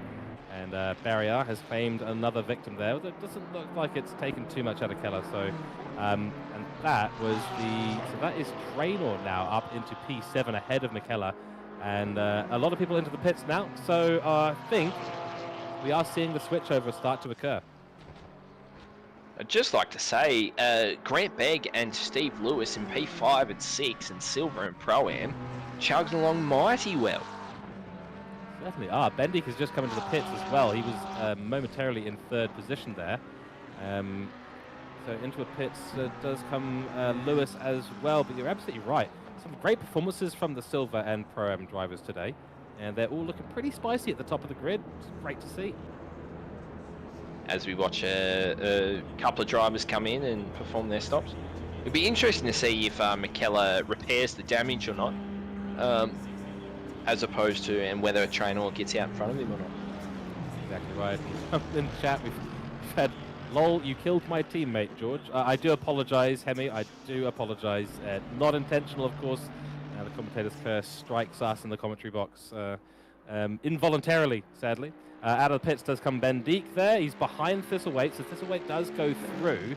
That puts Thistleweight back up into a overall P5, Ben Deek in P6. But still the pit is Conboy, Kale, Cook, I was about to say Book, Cook and Grant Begg. So those chaps will have to come in for their pits at some point or another. Steve Lewis now going out. I think he is another one who did 2 pit stops already, and so has technically come out for a 3rd. Seems to be a few on the grid that have had damage early, came into the pits to repair it, did their mandatory stop on the dry conditions, and now into the wet conditions from the dry conditions, and now are being forced back onto a dry tire. So not working out for some, I suspect. He's also came out and to look at the amount of just fresh air he's got around him. He doesn't have anyone on his rear bumper, and he doesn't have anyone in front of him, so he can just, for 15 minutes, just put in a 15-minute quali session, get himself comfortable, and hopefully go to a good result. Yeah, exactly right. It's exactly what you'd be after in that position. So good stuff from him. Now, in terms of our overall championship battle for Pro, obviously Conboy being in the lead at the moment, doing well. Brad Cook's just come into the pits. So Conboy at this stage, just provisionally, will continue to extend his lead. Kale will extend the lead away from P3. That's Joshua Vediger, who's not graced us with his presence today at Bathurst, sadly. Conboy now, I believe, also... No, Conboy's not in the pits, sorry. Excuse me, my timing sheet playing a bit of tricks on me. But we're watching this lovely battle of the BMWs here between Traynor and Aaron Thomas. So the 558 and the 91 car. So 2 cars that I would expect to be pretty strong at this track, given the top speed, but sometimes a bit of a tricky car to handle, as I understand it. Yeah, that's a big hit by Traynor. Have I just done it again? You've done it again. All right, George, we're gonna have to have a chat. Yeah. Dear, oh dear. It's just so unlucky. All right, well, my apologies now. Third driver I've had to apologise to tonight. Holding the brakes, good stuff, Trainer. Yep, gotta hold those brakes. Couple more cars coming through, then you can get started again. Good awareness there from Trainer, so well done there. Crikey, all right, well, I think I need to shut up for a bit, Connor. I've just noticed too, there's a recurring theme with your curses, is that it happens literally as soon as the words leave your mouth. There's no wait, no pause, it's just like bang, straight away. Immediately, isn't it? It's like there's some sort of spell being cast in the background. Crikey, I don't even know. All right, our leader. Okay, he got through cleanly, so I can say something now. Our leader JC has now come into the pits. There's no way I can commentate someone's commentary curse someone who's come into the pits, unless he has to move his car quite significantly, which Glenn's just that's exactly right. He looks okay. It looks okay. So I think I'm safe on this one. All right, I'm safe on this one, everyone. Track has now gone to greasy. Kale comes into the pits as well. Over to you, Connor. I hope Kale doesn't miss his box. He's had a bit of a rough go with the big wall hit, and then obviously turning his car off, which is much sadness. Thistleweight has came out, fresh air, fresh track, done all these stops, so it'll be interesting to see if he can kind of get near Kale. Yeah, I don't know what to say, George, about your cursing tonight. It's on display. It is. I do apologise, but I'm not going to say anything about the driver on track right now. I'm just going to quietly comment on the track conditions. I've demoted myself, relegated myself now into the weather reporter role. So track conditions, 25 degrees Celsius out there, greasy, and no more rain on the horizon as we do see some drivers coming through on our double camera stint here. Of course, I can't tell you who or why or what position they're in, just in case something happens. So over to you, Connor, for the on-track action. Thanks from our weather reporter, our newly installed weather reporter. Thistleweight's actually gained a lot of ground here on Kale. If you look, they're probably, 6-8 seconds between them now. So if anyone's to gain from all of that, there's 9 seconds. 6, 5, 5.2. I can get numbers right. Yes. That's all right. I have no comment from the weather station here, but we never get our numbers right either. 50% chance of rain, 80% chance. We've got no idea. Damien Thirk trying to trigger another commentator's curse in chat. How dare you try and get onto the back of my unluck here. But nonetheless, you're absolutely right. 5.2 seconds the gap. So you're right. Thistleweight has done very, very well. I'm nervous now. I'm nervous about mentioning names now, Connor. You're going to have to take over. Whenever we're down the hill, it's your turn, all right? It's okay. I will commentate this way as he fires down to the forest elbow. It'd be interesting to see if he can act. Oh, as he taps it, that's not a curse. He's still going straight. It'd be interesting to see though if he can kind of make an inroads on Kale, because I don't imagine Kale repaired the damage. I mean, yeah, I don't imagine. No, I don't think so. I mean, he was running completely fine, was Kale. It didn't look like the car was affected in terms of the drivability. He was keeping up the lap times. The real thing that seems to have affected him, of course, was turning off the car engine across the line after contact with Convoy.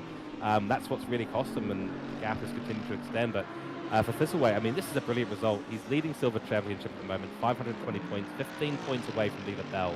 Leela Bell's having a pretty awful day out at the moment, sitting in P14. McKellar is having a better day, but in P9. But currently a P3 result here for Thistleweight is going to launch him up in the points total. He'll potentially get ahead of Christopher Taylor, who's also having a particularly bad day here. So this could be 4th overall in the standings for AP Blue, and a significant lead in the Silver Championship leading into round 9. Yeah, it's going to really, if he can hold on to it for the last 10 minutes, it's going to really kind of put him in kind of a good, healthy position for the final 2 rounds, especially with the Mercs quite solid at Monza and Spa. So look out, I say, for the Silver Championship. Definitely agree. Yes, as chat is saying, I'm only allowed to talk about a car when it's on a straight line, so just waiting. Gets We to are the corner nicely. looking. Does Thistle wait? They're looking. We are checking. There he goes on the straight. Yeah, doing very well at the moment. And now I've got to hand it over to Connor for the downhill section. Coming down the hill. Yeah, Thistlewaite's actually driving a really good race. I see chat has also asked, George, who your driver of the day is. Yes, so this is an attempt to curse the person that I think is doing the best on track. I think we'll both answer the driver of the day question later on after the race is finished. I think it'll be a bit early for me to call driver of the day right now, but I have someone in mind, and I will not be mentioning names until the end of this race. I've learnt my lesson. I reckon chat can get him to mention it as Parkin decides that it's time to have a little drift. The race has still got 8 minutes and 20 seconds to go, pal. So keep on the back of that 600 Ferrari. Absolutely, yeah. Put all the pressure you can on the back of Wood right now. That Ferrari of Wood, very bright, very recognisable. I do like to see. Has been running a pretty solid race from what I can tell. I'm just going to check how many positions have been gained and lost around the track by these drivers. So Neil Wood had a brilliant day out. Gained 6 positions. He actually qualified, I believe, in P18, now up in P12. So what a race from Wood at this stage. Parkin lost 4 on the start. And Bell, who is actually in behind, we can just see the rear bumper there of Bell as she sends it through for Apollo. Very, very nicely done there by Lila Bell. Unfortunately, she has lost 3 positions in this race. So Neil Wood has done really, really well, but he is now under pressure from Parkin. And here they go down the hill once again, and full send it is. And yeah, well, I wasn't mentioning a name this time, but Parkin's run into the wall. And I don't know, we'll leave that up to chat whether that was a curse or not. It may have been a 50-50 curse, like a half-hearted curse. As Leela Bell's going to, I don't know, like maybe not enough straight line speed, but I imagine probably Parkin's a little bit rattled right now, so maybe Leela has the confidence to get him as she's firing down beside him and deep under brakes here into the chase. And Leela Bell makes that look pretty easy. Yeah, that's a classic move into the chase. On the outside, hard brakes, later on the brakes, absolute send down the inside, but he's going to look down the inside again, and Bell has been given no option but to give space to Parkin. Parkin is going to have the inside run down into turn 1. Still got a nose in there. The Leela Bell's going to have no choice once again but to give room to Parkin on the inside of the corner. Does she run wide? No. Holds it nicely. Parkin gives her space, and they'll be side by side up the mountain straight. Stunning stuff. And by the way, you are now listening to the last ever commentary from George Kirk in the commentary box before my eventual firing due to handing out commentators' curses too much this race. And your eventual transitioning into full-time weather reporter. That's exactly right. The new career. New horizons, make fresh start. Yeah, that was a really good move by Bell, though, going into there. And I reckon if Parkin just settles in, he can probably maintain or see if he can get on the back of Bell here. But yeah, everyone's done their stops. Now it's just 5 minutes to go. Is there any on-track battles that are really, apart from this one, that are kind of close? Let's have a little look. So we have an onboard replay here of Parkin, and I guess it's appropriate that I'm not doing the talking now. So, just cooks it a little bit there on the exit of the dipper. I mean, it's not a massive incident at all. He will have picked up a little bit of damage there, and that's what's cost him, what brought Leela Bell into the battle and really cost him a chance to get ahead of Wood. So it's really unfortunate for him down the dipper. I mean, we're still in greasy track conditions at this stage. 5 minutes to go in this race. We might get to green conditions, but I'm not 100% sure if we will. The track temperature's increased by 1 degree Celsius, but still cloudy out there. So track evolution continuing, but it's rather stable at this stage. Yeah, it's looking stable for the foreseeable future too. I'll tell you what, Sebi in P11, what a great drive. Yeah, couldn't agree more. I mean, AM-class driver Sebi's been putting in some good performances throughout the season in Split Blue. And it's unlucky that he's not leading the AM-class championship, but he's been involved in a number of incidents, unfortunately, as we do go now on board with Sebi. Porsche driver, number 16. I do like that number. And yeah, goes for an onboard lap with the AM-class leader at this stage. doing very, very well, honestly. I think it's been a good drive. To get P11 in AM class, that's a top drive. Really, really is. Your second and third in AM class will be Hayden Marsh and Bennett Ring. Those two are not too close. There really isn't anything else happening on track. The grid is very, very separated out at this stage. Oh, that was a little bit of a moment there through the exit of the tunnel, through Quarry. But handles it quite nicely. Looks like Porsche pretty planted, but even, oh, there we go, green track conditions. I was about to say greasy track conditions, not particularly easy to handle, but it is now transitioned to the green track setting. So, yeah, as you suspected, Connor, you're absolutely spot on. Prediction came true, and we are now in green track conditions. But yeah, it's been great drive so far. Oh yeah, absolutely. As I'm just looking up the board, and Thistleweight has chunked in is caught up by a second to Kale. He's still 4 seconds down, but no, wait, he's just broken into 3-second gap. So Thistleweight could be on a late charge.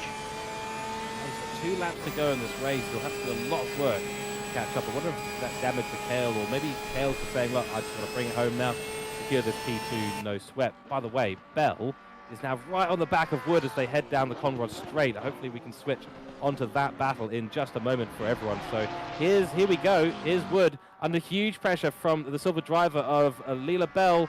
And who's got the top speed? Ferrari versus Porsche. Down we go through the kink of the Conrod straight into the braking zone. Leela Bell's got no option but to get out of that one and try again on the next lap. She's got a good exit through the chase, so this is all on, and Leela Bell could be staring down a P12 finish. This is actually very important for Leela to get ahead of Neil Wood here, because in her championship battle for silver class, with Thistleweight getting potentially a P3 result here with 2.5 minutes left on the board, she's got to do some damage control.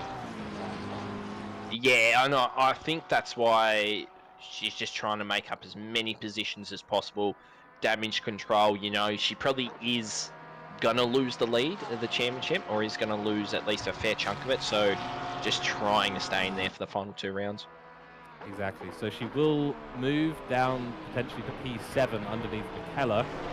Thistleweight will continue to extend in the silver championship, championship I should say.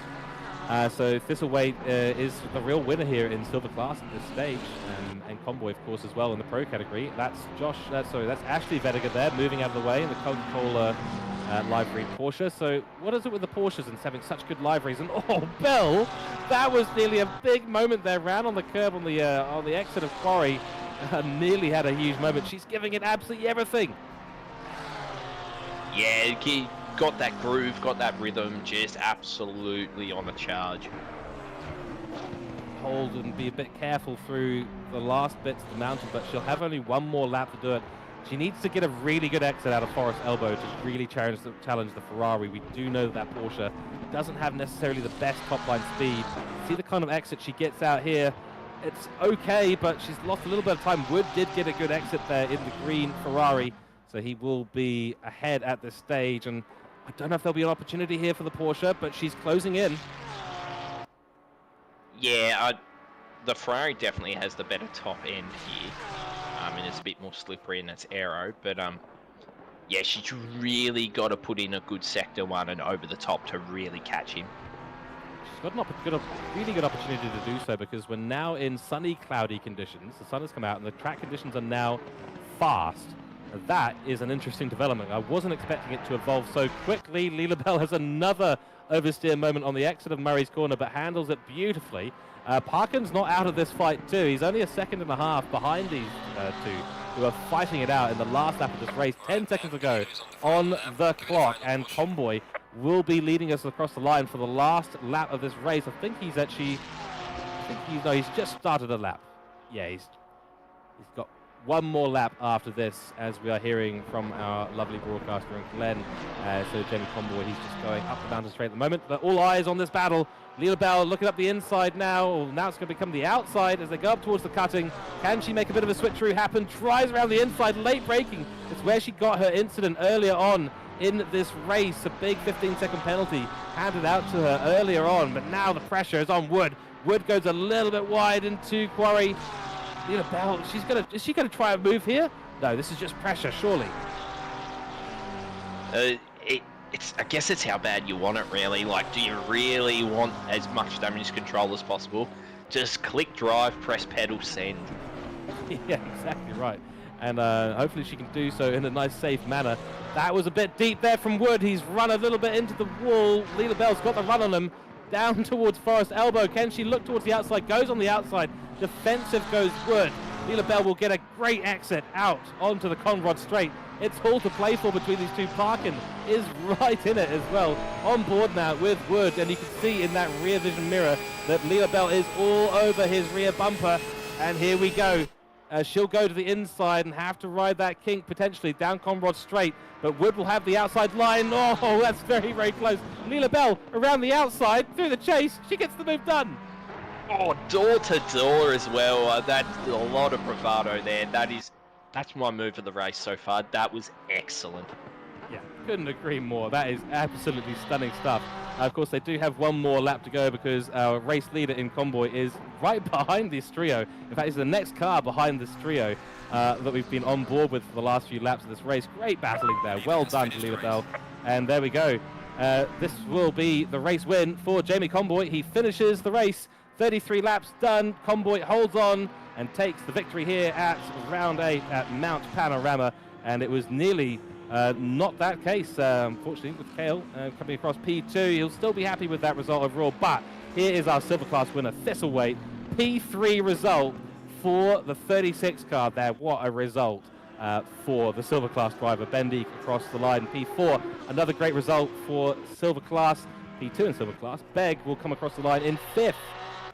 So there we go, the Sprite car making us all very, very thirsty. Takes P5 at Bathurst, and then it'll be, so that's Cook, sorry. And then we've got Begg here, the Monster Energy, so lots of drinks on in Split Blue.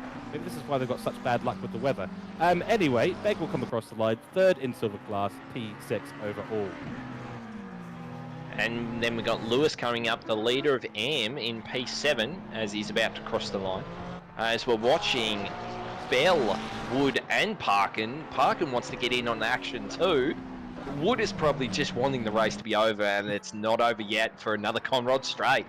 Yeah, he certainly wants it to be over. Can we have the finish line about now? That'd be great, I think is what Wood's thinking, because now he's got a fast Ferrari, fast McLaren right behind him, and this could potentially be another overtake. Question is, what will Wood decide to do? I think his best bet here is to try and hold the outside into the chase. So that'll become the inside soon. Parkin is not going to let him do it. Yep, Parkin will go up the inside. Brakes late. Oh, there's contact there. Oh, that's too much of a send. Too much of a send.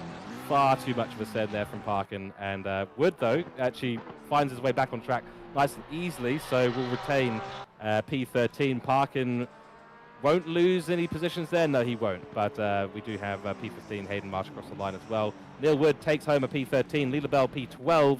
Sebi, our AM class winner in P11. Parkin, of course, P14. Comes across the line now. Then we've got Hayden Marsh, 2nd in AM class. Congratulations to him. I think that's his best result of the season so far in P15. Chris Taylor takes P16.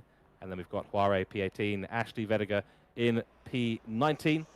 And yeah, what a race that was. It had absolutely everything that you could hope for at Bathurst. It had fast, dry weather running. We had the weather come in and give us a nice dose of rain, which was excellent, and lots of changeable conditions. So here are your overall results. Connor, please take us through them. So a nice win by Jamie Convoy in P1, also the Pro Class winner.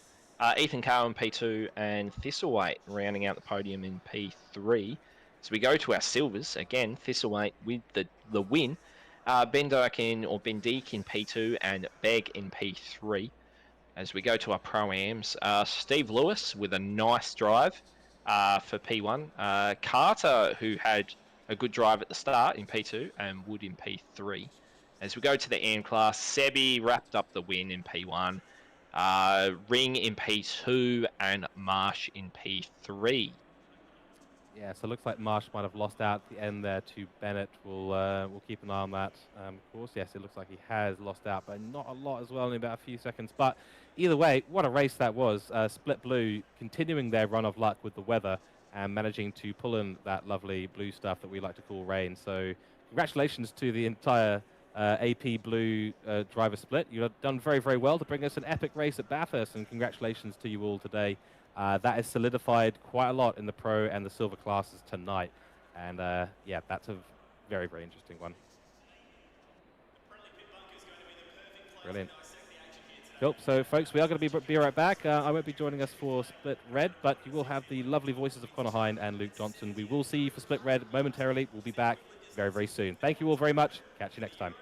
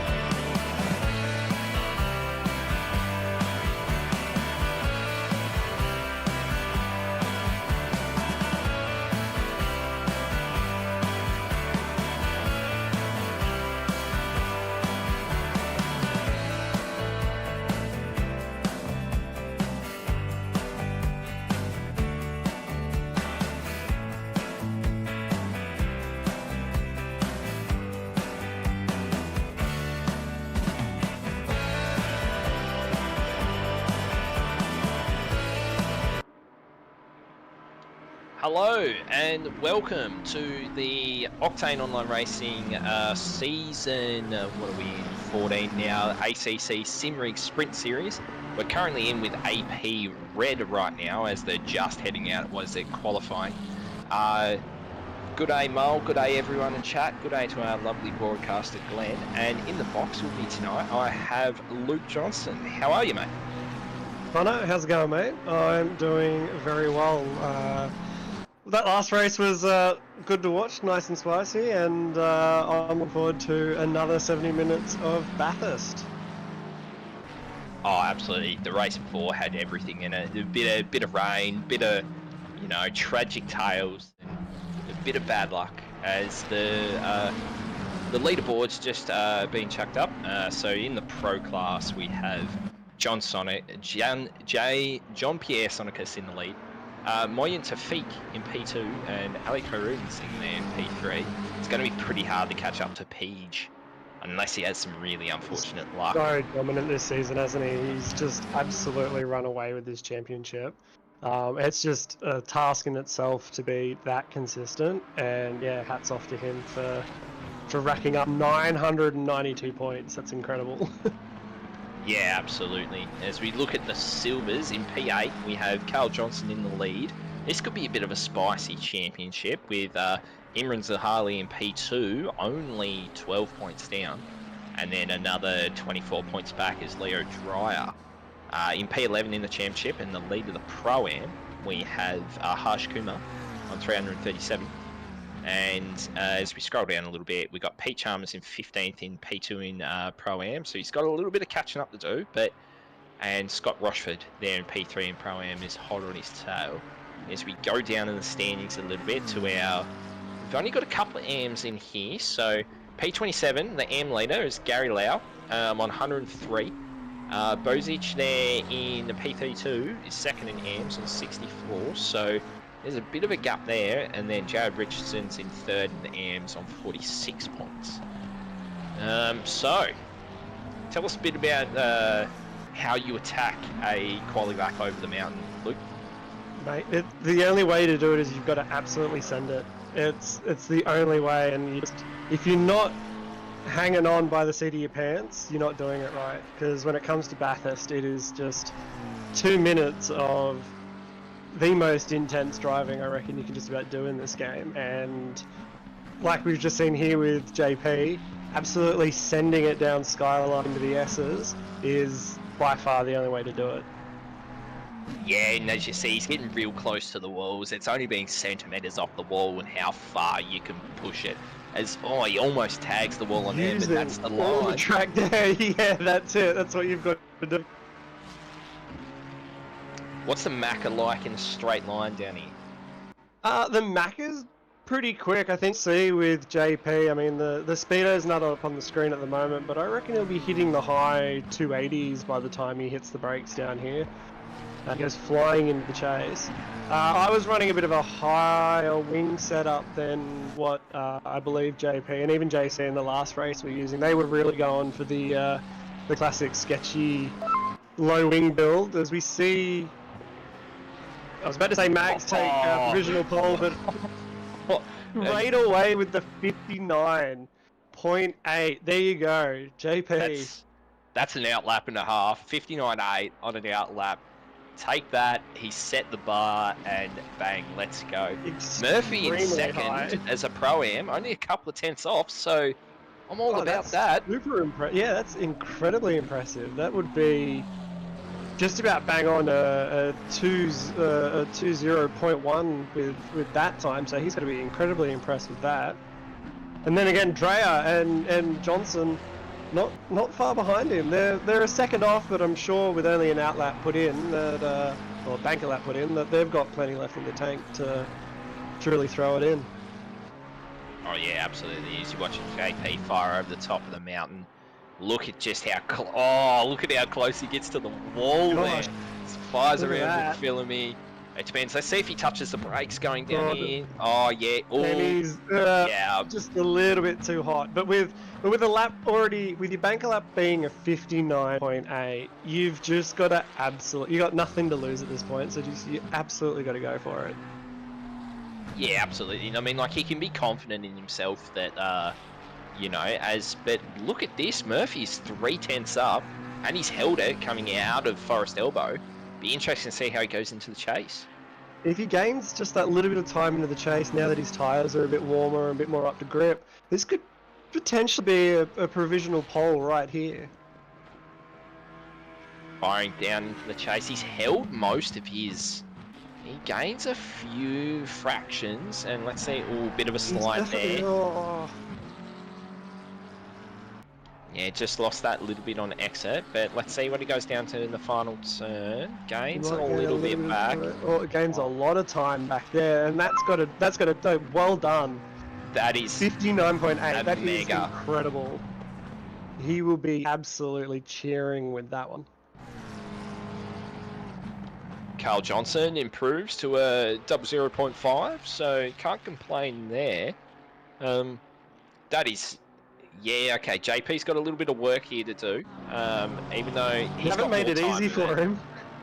Yeah, he's got more time in it. Like as we've seen, he was still a couple of tenths up and him going down the skyline. So, and Dreyer puts it up with a 0.4. So yeah, we're starting to see the times tumble in now.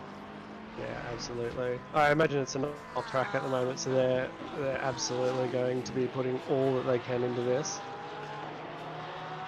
But I'll tell you what, with Dreyer and Johnson up there in the top, currently the top 3-4 positions, that definitely opens up the championship from the silver class. It's like you were saying before, it's pretty tight with the points there leading into this round, so they've got all to play for at the moment.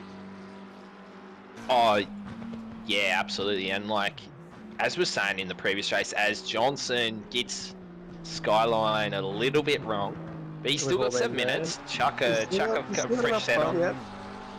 Fresh set, jump back out.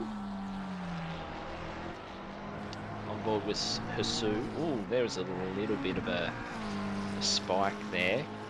I wasn't sure if that was net code or whether he's actually hit the barrier there, but he seems to have kept it fast at the moment. He's gaining time at the moment as he comes over the top to McPhillamy, over into Skyline. Dab at the brakes, sends it in. That didn't.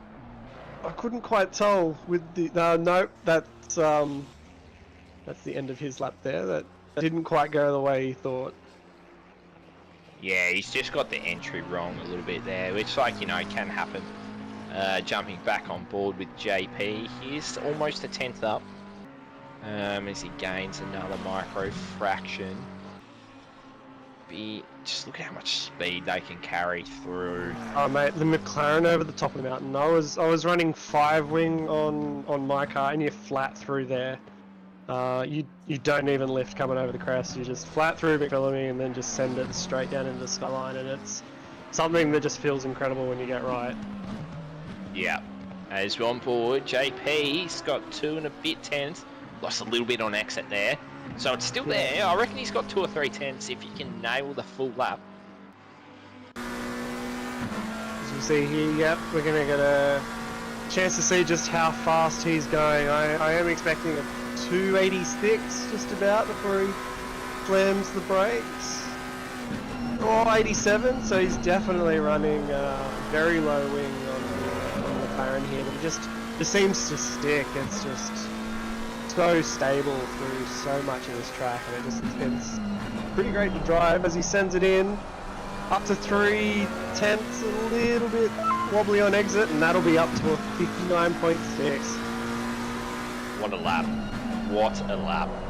Yeah, really asserting authority here over the split. Who else we got? Shay Samuels popped up in the P3.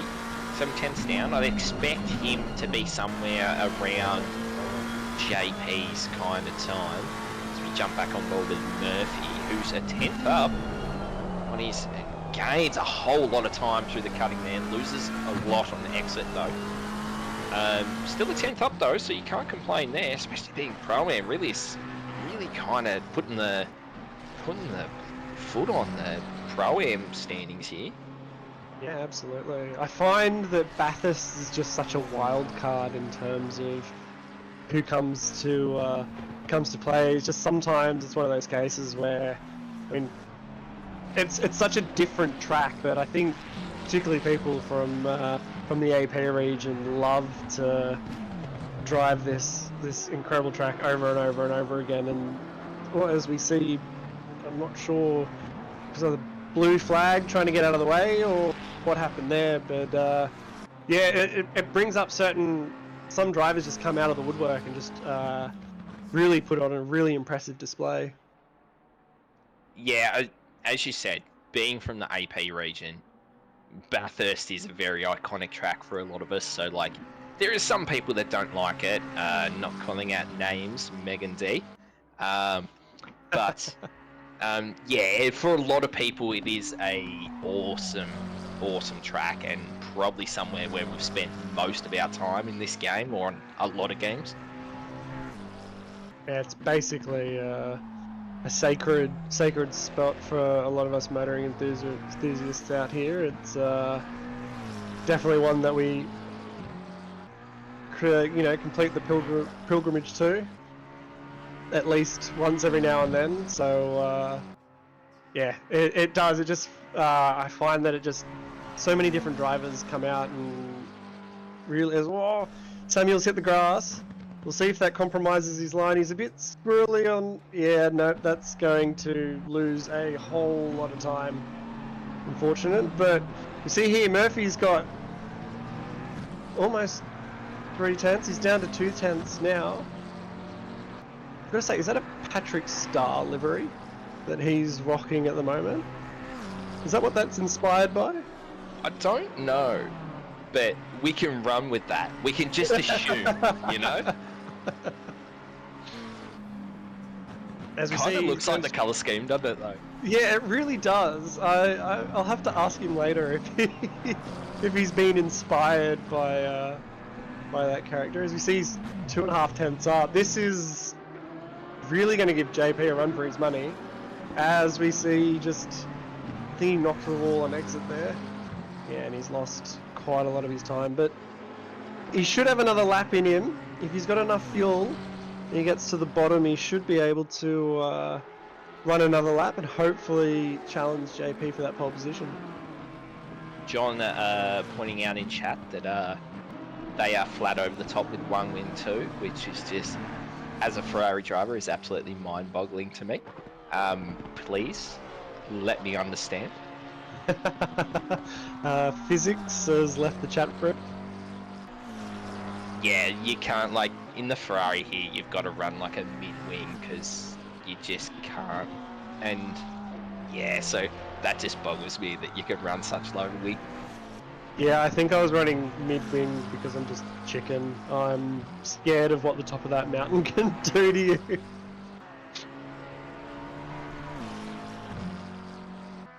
So on board with Shady. I did see, if you look on the HUD just now, Shady's TC off nearly the whole top of the mountain.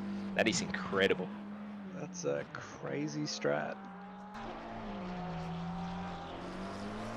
You weren't employing a bit of the TC off or low TC over the top? No, not to that extreme. I was running TC2 for the most part.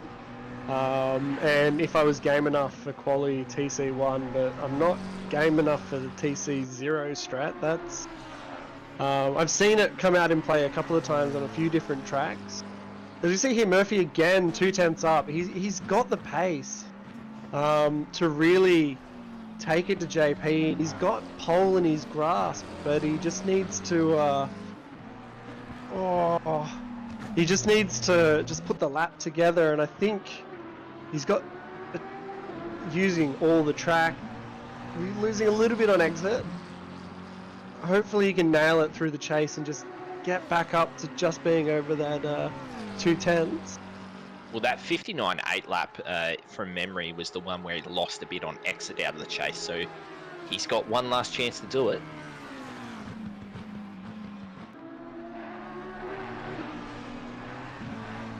Again, he just loses a little bit, but if he can maintain the 10.5, it's going to be close. It's going to be close. Fires into the final corner. He still might. Yeah, he's going to get a 10th and a half roughly. But look, you can't, a 59.7, that is a great lap as JP fires down in the final corner. He's still a 10th up. The 10th up. That is nice. Yeah, I heard here that the Well done. delta is a bit wonky in terms of like it lies to you. It does, yeah. There's been a few times where I've, or even on my own laps, have been caught out a few times thinking, oh yeah, like I've got a little bit of time and realised that it's a 10th off or so, I think roughly. So got to keep that into consideration, I guess, while we see Webb come round. If he keeps it up and the delta's not truly lying to us, he might be able to gain spot on Weatherburn here. And he does, jumps up to P8. Well done. I don't know who Webb is, so if someone could confirm if he is new, if he's a rookie just jumped up, or if he's just a new sign-up, I'd greatly appreciate it. Now here's an effort. Someone running. We got Keys here running in the Aston, which is not a very popular car this season. I think it was almost a year ago. As we see, he jumps up to P10. Well done. Yeah, we don't see much of the Aston these days. The Aston was a really popular car, I believe, just before 1.9, and then yeah, we've seen as the changes have come through, the Aston, of course, Bop, the cursed word, just What's isn't that? being used at all. Bop, it's the, I don't know, it's definitely not balanced performance. It definitely stands for something else. I have no idea what it stands for. Yeah, I thought so. I thought so. Chat, can you remind me what BOP stands for? I don't quite know at this point. Nah, but like, yeah, the Aston seems to have been dragged down a little bit this patch, which is a shame. But as we look on board, So I was just JP, going to jump in, and Edwards has said Webb's first race in sprints. He's from rookies. nice. Well, to put it up in P8, welcome to sprints, I say. Yeah, that's a great introduction to the series if this is, well, indeed his first race. So we've got JP on pole, Murphy in P2 as a Pro-Am, what a mega effort, and Dryer in P3 as a silver, Samuel in P4, Mags in P5, Johnson in P6, Kumar in P7, and Webb in P8. As we go through the grid walk and look at the lovely liveries that our livery creators and those of Red have given for us, does any stick out to your eye, Luke? I didn't mind that grey one on the McLaren back there. We see here is Mags's Ferrari with the stripes as a classic. A couple of white, uninspired. I reckon a lot of effort went into those white ones. Those blue rims are definitely blue. Classic Monster Energy livery. Has there been a disconnect of some kind?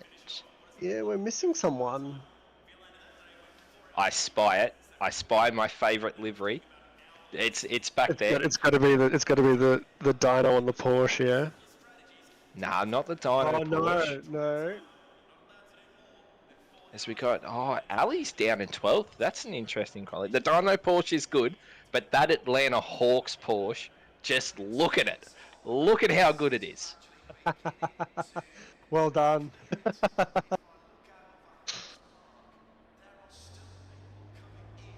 As we're coming back down, I don't mind that black and blue Lambo, the Tic Tac car, and then we've got a couple of the Kit Katish Merc. That's a good one. Oh, I've got a Bentley on the grid. How good's that? Yeah, well, Michael Pickford showed in the earlier split this week that you can run the Bentley here pretty fast. It's good to see. As the grid comes off the line for their formation lap. Now, who's your pick for this one, Connor? Who do you think is going to take the win? It's pretty hard to go past JP. It really is. I'm gonna go out of the box. I'm gonna go Shady Samuel. Yeah. Just out of the box. Like Shady's incredibly quick himself. Like not putting anything against JP or anything, but let's see a bit of shake-up. Let's see something happen. Yeah, absolutely. And I'd love to see at least Murphy or Dreyer on the podium by the end of this. They've put in an incredible quali lap, right on the heels on the back of JP. And I'd love to see at the end of these 70 minutes to see someone outside of the pro class to take the podium. Oh, yeah, even if you didn't end up getting the win, like the overall win, to get a podium as a different class than pro is just an absolute... Well, you'd know, you've had a couple of podiums the last couple of races. It definitely been a mega feeling. Yeah, no, it's been fantastic.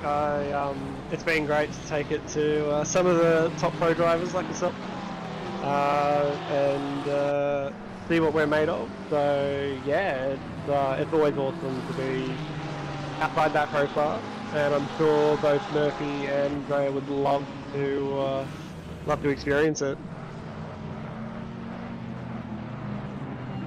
Yeah, it's going to be, I wonder if it still is, it's optimal on the track, and like in 30 minutes in, it's still saying it's sunshine and optimum. I wonder if we'll see some late weather changes. Yeah, hopefully. I mean, the wind at the moment's only 2 k's an hour, and that's going to be a headwind across the top of the mountain. Hopefully, with if the wind stays, it's not very strong, so we might see some weather changes later on in the race. I'd love to see it. I love the shake-up that a mid-race rain shower can bring, so let's see what happens. But yeah, fingers crossed. Might shake things up. As we are starting to form up the grid, oh, just look at it. I know Brad wants me to stop talking about this, Brad Cook does, but I just can't. Just that Atlanta Hawks Porsche is golden. As we jump back to the front of the grid, do you want to call the start, Luke, or would you like? Yeah, sure. I'll call my first start and probably curse the crap out of it, but let's go. So as we see the leaders come round through the chase, 2 by 2 as we go down into the last corner.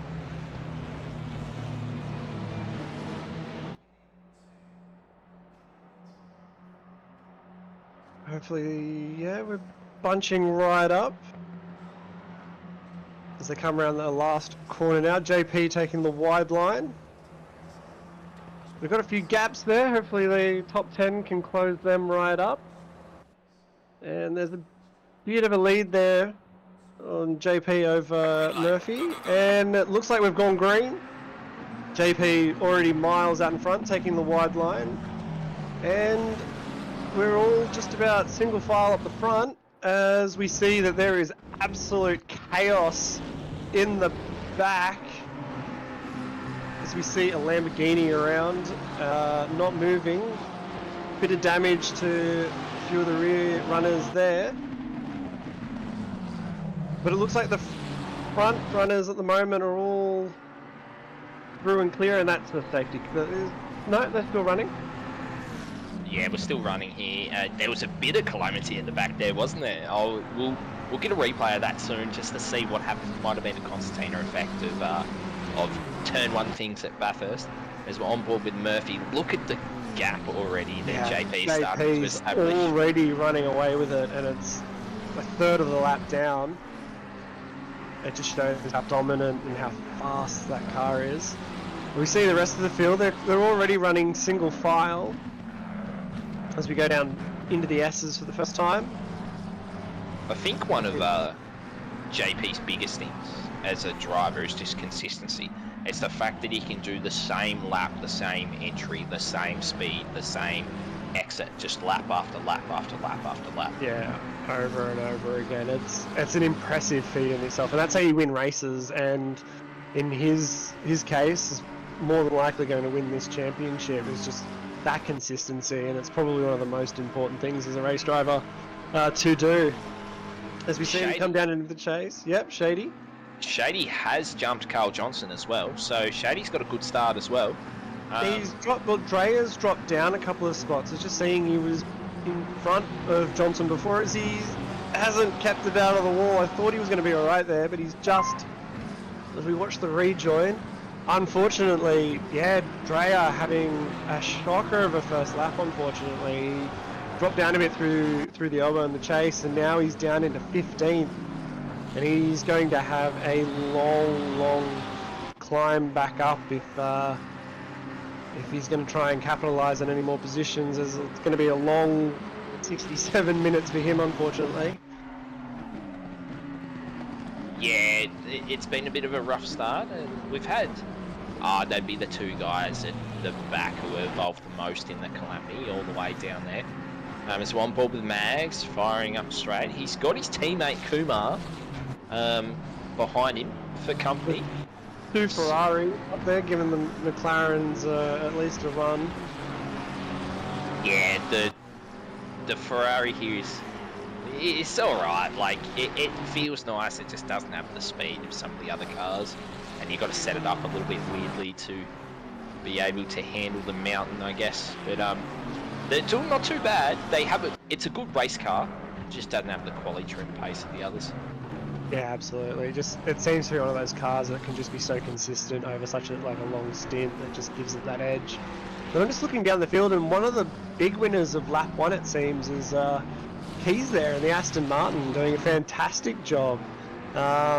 Pretty sure he was only just making it into the top 10 there, and he's now up into P7, and right on the back of Kumar.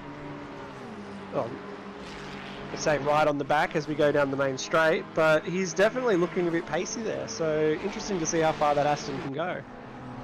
I haven't really driven the Aston very much, even in 1.8, but it has a good top end, right? So probably down Conrod and even firing up straights here would be pretty good. As we jump on board with a replay of lap 1, this is a bit further back in the field, so this is probably where the shenanigans kicked off. Oh, there's the dyno Porsche. Just Jacob Fleming has just decided to go bowling. Unfortunately, he's going to have to put a bit more blood on those teeth, and Yeah, it's they left Bozich a bit worse for weather. Yeah, just a little bit. It seems like at that start, there was a lot of big gaps there between some of the starting cars, and I think as the lights go green, everyone gets a bit keen to start filling those gaps back up. And I guess it kind of shows a little bit of the importance of keeping the grid tight as you go through that starting formation, as I think it just opens up too much potential opportunity, and then something gap, something race driver, the classic saying goes. So yeah, just unfortunate there. It's also the incoming mountain. I feel like people get in two minds, and they get like, oh, I've got to make up a lot of spots by T1 and 2 because I can't pass over the mountain. It's hard to pass over the mountain. So they get a bit not cautious, but they get a little bit over ambitious and try to send it to try and make so many spots. Yeah, because as you said, it's so tough to make spots up as you go across the top of the mountain. As we're on board now with Maddox in the I can't quite see what's that he's got on his livery there. He's got Rosella on the side of his car. As you see, he's on the back of Weatherburn, the 219 Ferrari, looking very pacey down in the straight line there. Yeah, the Ferrari's weird because like most tracks, like it doesn't have a really good top end. But as JP puts in a 2-flat race lap, thanks for coming.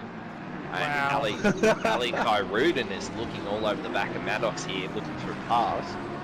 The Ferrari's a bit like here, so it's not necessarily the top end that's really good, it's just that it's got really slippery aero. And the fact that it's here, Paul Ricard, Monza and Spa, where it's the case, but everywhere else it's top end and it's arrows in a straight line. It's just like, it's not there. Yeah, okay. Because like I find the Lamborghini as well seems to be this, like, at this point in time, just incredible. As we go 2x2 into Griffin's Bend, and I think as we all know, if you're on the outside there for that one, you're going to get a bit stuck. There's absolutely no grip out there, and then race control letting us know that there's a 10-second penalty To Alvarez for jumping the start on lap 1. Yeah, we can't be having that. Can't be jumping the start. So No, naughty. we're on board with Ali, who has just said, yes, Porsche blue. And Oh, as you watch, what Oh my- happened there? And it was Alvarez. Oh, he just got whacked with a 10-second penalty too. Did he get distracted? Did he see his penalty and go, oh no, and oh And no, Ali, have we just cursed the crap out of both of them? I'm gonna be joining George as a weatherman soon if I keep this up. As we say, Ali Kairuden's chosen blue and death for that Porsche at the moment. He has. Oh, that's rough. The only thing is really, like, if it's going to be dry, just pit now and try and run in fresh air. Yeah, as we see that there's more, as we go, a 59.8 in race trim for JP, as he's just going faster and faster. That is an incredible race time. That is just, he's already 2.5 seconds in front of Murphy, which, I mean, considering the times that JP's pumping out here, for Murphy to be 2.5 seconds behind is incredible. As we see, coming off to the stage right there, and yeah, the classic slap down the S's. He doesn't clean anybody up, does he? No, we're just going to back it into the wall some more. Very well done there by the rest of the grid and Ali for keeping it clean from that point onwards. Yeah, that's like, and once it lets go, like most cars, once they let go down there, it's no real saving. It's just you just meet the wall so quickly. Yeah, as T-Mac in chat says, Porsche tings, mate. I think that's just the S's tings. You come down Skyline, I think just about every car has the potential for that one. Scarni has just dropped the Ali Kai spewing. I 110% believe he would be kicking himself, Scarni. You are correct. As we've had another kind of off moment with, I didn't see who that was back there, but they went wide into like the Dipper S's section. Oh, and Keys hits the wall on the out. There's a bit, people are getting a little bit up in arms here. Come on guys, there's still an hour left of this race. You can calm it down just a little bit. And we see Gary Lau with a 15-second penalty for causing a collision on lap 1. I don't know if we saw, was that one of the incidents we saw in the turn 1? I don't know if it was Lau that was involved in that one. Yeah, he's, I think, the Red Bull BMW, but yeah, I don't know if he was involved or if he was just collateral and just collected someone after it. Didn't quite see the yellows on the way through potentially. As we run up Mountain Straight, on board with Keys in that monster Aston. It's a pretty good livery. It is. It's hard to go past some of these energy drink liveries. They're very iconic in a lot of different racing series, and it's looking great on that Aston. He's actually doing really well, Keys is, to just keep the car planted, keep the car stable. Yeah, he had his moment at... Oh, that is close. That is... Oh... Yeah, that's what you got to do over the top of the mountain. You got to do it lap after lap. Just how many centimeters can you get away from the wall? There might have been a millimeter of carbon fiber taken off the front of that Aston. If there's one thing we know about the Aston, it's one of the most stable cars on the grid. So he should be absolutely settling in and cruising for the most part. Yeah, probably just trying to tuck in behind these. He's in a sea of Ferraris at the moment. He's got 2 in front of him and 3 behind. They're all, one's nipping in his heels and the other are trying to get away from him. So it'll be interesting to see if he can keep the pace and just keep in with him. Yeah, absolutely. And he's doing a fantastic job now. As we see Tufig, who is, I believe, second in the championship, currently down in P12. Didn't see much of him during quali, so if he's looking to try and keep that second step alive, he, as I say, that he goes into the pits, and he's going to try and do potentially a bit of an undercut on the cars in front. He was only 2/10 behind Palmer and right up behind him during that run through the chase, so might not be a bad strategy for him, who might consider to be potentially a little bit out of order in the field that he was in. Hopefully get some fresh rubber on that one, maybe extend the stint for a little bit and see if he can get that undercut to work. Yeah, I believe he had a bad qualifying, like he qualified P18 or 19 or something, so definitely in this split, probably not where he should be after qualifying. So he'll just look to buckle down and, you know, put in those fast, consistent laps and stuff and drag himself up the field. So on board with Mags now, and Mags having a pretty clean, consistent race. Just firing it over the top of the mountain, come towards Skyline. Let's see how planted the Ferrari is down here. Yep, nice lines. Through the dipper. Oh, I tell you what, Keys is getting ever so closer. Just slightly. He's inching closer and closer each lap, and I think if Mags isn't careful over the next lap or two, he might have a bright green Aston Martin right up in the back of his rear view mirror there. As we see as he goes down the straight, we'll see if there's any... if Keys can gain it all down the straight. As they go into the chase. Nice and planted there. Easy on exit. He's looking good. He looks comfortable. I think more than anything, Mags. He's just cruising along, sticking behind Kuma.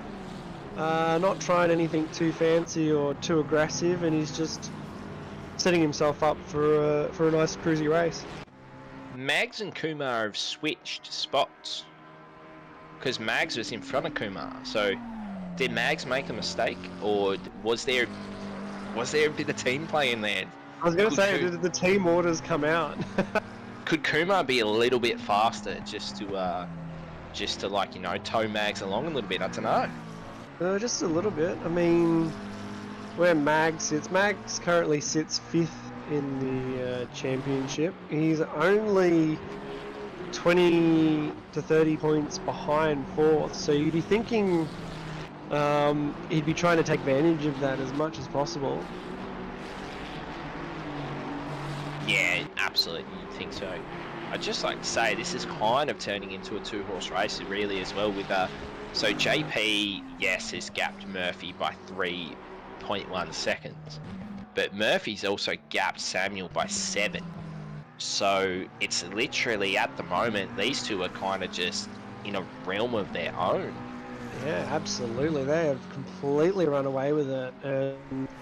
Shady, yeah, 7 seconds behind. I don't know if there's been any sort of incident or instability down the top of the mountain or something. Had a bit of a moment where he's lost a bit of time out to that one. But yeah, as we see, like 9 to 0.7 seconds now. So there's something going on back there with Shady, I think. He doesn't seem very comfortable. He seems to be losing a lot of time to Murphy up front. He's just lost out 2 seconds in that sector alone. So is he... Yeah, I don't know, because now he's already... He was 7 seconds down at Forest Elbow, and now he's 10.5. He's losing even more time. Have we got damage on Samuel? Are we able to have a quick look at that car and just see if it's in the same condition he bought it in? You'll be able to tell this. You are the Macca expert out of us. As we see him through, I don't know. The livery's kind of a little bit off-putting because he's got little bits of squares and grey and whatnot all over the joint. It looks like there might be a little bit of scuffing on the front of that car. there's definitely a lot of scuffing on the side of that car, so I dare say Knock moment Shady's, somewhere. yeah, Shady's potentially had an issue at some point, and now he's got Johnson right up behind him, looking to take advantage. I think that's wounded. As we see the replay, yeah, we've got a biff there and a biff there, and into the elbow. So that's just disaster for Shady. I don't know if he's hit the wall on the right side and then maybe tried to even up the steering by slamming it on the left side, but and then again as we go down the S's, he's managed to keep it through there, and then we're into another wall there. So yeah, Shady, unfortunate. Oh no, it just keeps happening. He's just collected. Might have just been a lapse in concentration, but he's just collected the whole downside of the mountain, which As is we see, unfortunate. Johnson's just now overtaken him down the straight, so that is one wounded McLaren, and that will be suffering in all aspects. I'm surprised to see him stay out, to be honest. I think if I was Shady right now, I'd be trying to deal with as much of that damage as we possibly can. The Ash White, 10-second penalty for causing a collision on lap 3. Yeah, like, really, I don't know why he hasn't pit yet. Unless he thinks he's going to still have the pace. Like, he's incredibly fast, incredibly talented. Unless he still thinks he's going to have the pace after he's stopped or unless he's just going to ignore the damage. And Yeah, just... I copped a little bit of front damage in yesterday's race, overcooking it a little bit through the dipper and copping a little bit of aero wash, and gave myself 3 to 4 seconds on one of the front corners of the car, and it shrugged it off really well actually for the most part. It wasn't until much later on in the stint that you kind of felt the tyre on the front there had kind of lost it a little bit. So if he's only got front damage at this point, he might be able to just shrug it off and keep it going. But I think by the way that we saw Johnson take him down the Conrad straight there, his lap times are compromised, and I think with 50 minutes left to go in this race, you might just want to bite the bullet on this one and lose a few seconds to tee it up. Yeah, I don't know what the plan is to stay out there now, but yeah, that's what I would have thought. I would have thought come in and just, bite the bullet, get some fresh air, fresh rubber, and just go for it. You got 2 stops. But yeah, absolutely. But yeah, we're obviously not in behind the driver's seat. We're up here in the nice, cozy comms box. And Kumar's looking to have a go at Shady too, and Shady's sticking out for another lap. Yeah, absolutely. I think we're starting to see a little bit of the flappy bonnet there on the front of Shady's car. I think it's one slight knock away. As we see, his last lap is a 2:02.9, which is 2.5 seconds slower than his best lap time there. So honestly, depending with how much damage he does have on the front of the car, if you're losing more than 2.5 seconds a lap, you'd think it wouldn't be worth it over the next 50 minutes, but like you said, we're in a pretty cozy comm box here. He knows how his car's feeling, and looks like he's going to ride it out for a little bit longer. We've also got, 2 things. We've got Mags has dropped another couple of spots. He's in 8th now, behind Keys, Weatherburn, and Kumar again still. But Murphy has done a pit, and he's got a stop go 30 on the way out. That would be for speeding in the pit. So I think that's going to be converted to, I believe it's 10 seconds penalty for speeding in the pit lane. So yeah, 10 seconds. So the lovely stewards have converted that one to 10 seconds, which is not what you want to see, considering that last time we checked, Carl Johnson was potentially within that window. So this could be spicing things up, unfortunately, for Murphy. If Carl Johnson bangs out few more banger laps, it'll be on. Oh yeah, absolutely. It's interesting, yeah. And as we've got Kumar's all over the back of Samuel now, so it'd be interesting to see if Samuel comes in. You nearly think you're going to be coming in. Yep, here he comes in now. Yeah, I don't know. I mean, yeah, hopefully he can get out some fresh air. As we're on board with Mags. And let's see what happened to Mags here, going across the top of the mountain. Yes, Ferrari Kirby thing. And he's done a good job to avoid there. Just roll off the throttle. The other two guys have gone past. Great recovery. Great rejoin. A sad front end of the Ferrari, I would assume. Yeah, absolutely. That curb is deadly.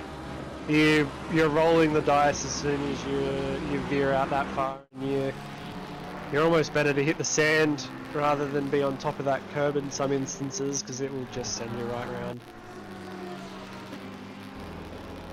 Oh, Shady coming out of pits now. It won't drop him. Oh, let's have a look. It won't. He'll drop down to. So where's Murphy, Richardson? Yeah, so he'll drop down to P17. But he's got fresh track, so it's probably a bonus, and then he can start putting in those quali race times that JP and that have done. It seemed like a very long pit stop overall, so I wonder. Surely he's recovered some of that damage.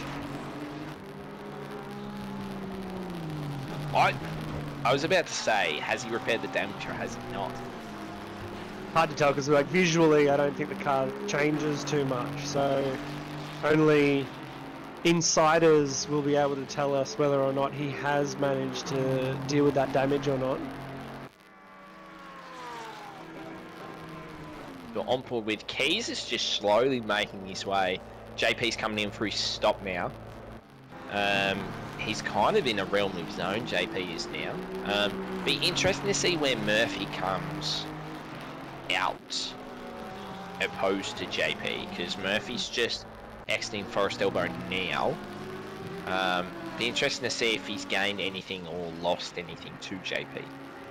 Yeah, it'll be interesting to see what that gap is, because once you get some free space and some free fresh rubber, might be running a little bit of fuel, depending on what his strategy is. He might be able to gain a little bit of ground. He's definitely got some pace for it, but I think with JP and how flawless he's been so far over these first 25 minutes, it's I think what'll be interesting come the second pit stop will be to see how far Murphy and Johnson end up, as JP is now leaving the pits and Murphy is totally right behind him. That's a great undercut. Well, no, it's not technically a full undercut, but Murphy's definitely done a great job of his pit stop there, ending up right back on the heels of JP. His pit stop, his out lap, his in lap. Yeah, Murphy's he's still hanging in there and just like letting JP know that he's there, he's in the mirrors, so we'll see how that progresses. As we see, Johnson's also got the stop go 30 dreaded speeding in pits, so everybody's speeding in pits today. That's a bit naughty. We need to be watching that, so that evens, I guess, second and third back out to that I guess initial gap. I think Johnson just wanted to play it fair, just wanted to keep that same delta. Grading penalties. You get a pen. You get a pen. You get a pen. As we see, JP's held up by a back marker here, so that's put Murphy right back on the end of him. As we know, guys, here at Bathurst, blue flags are kind of a little bit different, as it's just so dangerous up the top of the mountain to even try and let the front runners go past. It's just that pit stop for JP has just worked out in all sorts of unlucky, allowing Murphy right back up. No, hang on, is that even a blue I don't know if that was actually a blue flag. I think that might have been Rad in the number 9 car. who just hasn't taken his first pit stop yet. So that was actually for position. So for him to get out of the way like that, I guess he's recognised that these guys are the provisional leaders, but it has opened this battle for first right back up. I guess Red's realised it's kind of a thing like, they're obviously out of your race. Do you bother fighting them and holding yourself up, or do you just let them pass and see if you can tow onto their pace for a little bit? Yeah, absolutely. And I think he's made the smarter call here. I think he's definitely recognised that, look, these boys up the front, they're the provisional leaders, they're the pacey boys. Let them go out in front, and then see if you can just tag onto the back of them, because if anything, you might actually gain some time from doing so. You start following their lines a little bit, get a little bit of the tow, and might actually make up some time to some of the guys that he might be actually competing with further up the field. So personally, from my experience, I think he has made the smarter call. Yeah, absolutely. As I'm just looking over in chat, and we have personal insider information that Bathurst is indeed Meg's favourite track. And as someone who speaks to Meg a little bit, yes, she has said many, many, many times that Bathurst is her favourite. She loves it so much. Yeah, I think every time on Discord at OLR here, we definitely see a lot of messages from Meg that say how much she loves this track and how just she wishes she could drive it every day. So thanks for letting us know, Meg. We appreciate that.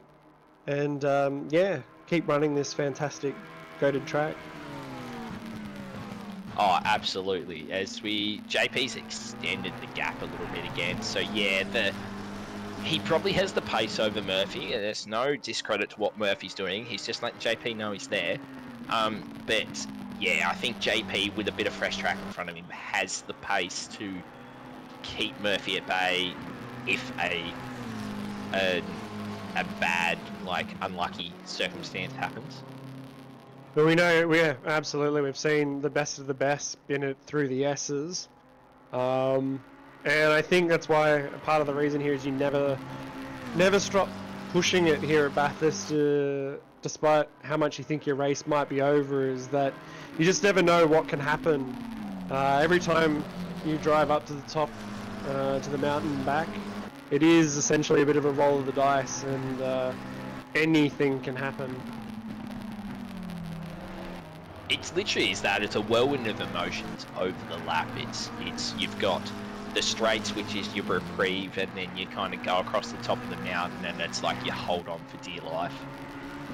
Yeah, you tighten those seatbelts, pull down on the straps, and then you hold your breath for a good minute.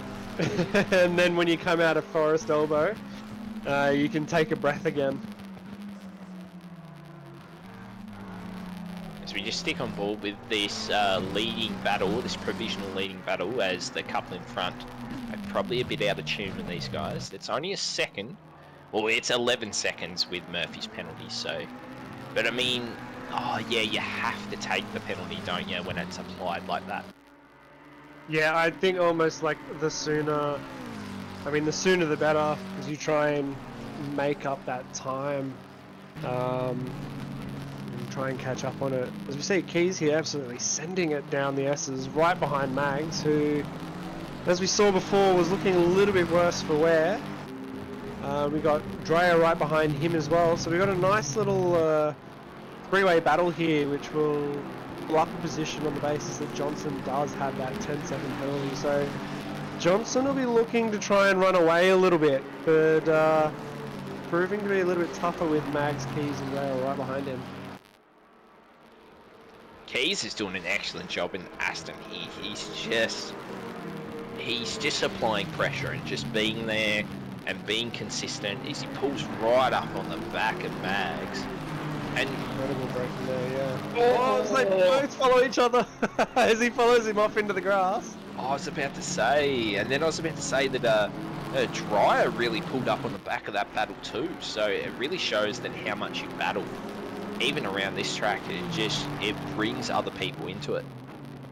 So is that Dreyer going into the pits again? Is he planning on taking his second stop now?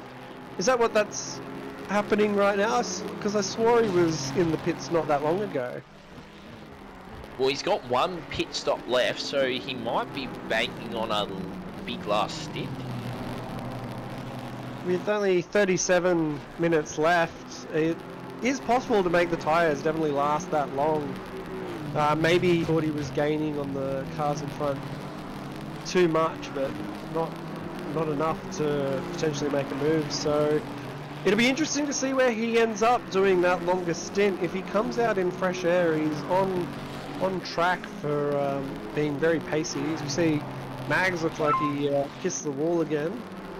And Tufig with a 15-second penalty for causing a collision on lap 12. So that was only a couple of laps ago. It's been an unfortunate race for him so far. He's still down in 12th position with now a 15-second penalty, and that'll push him, unfortunately, right down to the bottom end of the grid there. And as we see there, yeah, confirmation, Dreyer in position, well, drops down to position 21.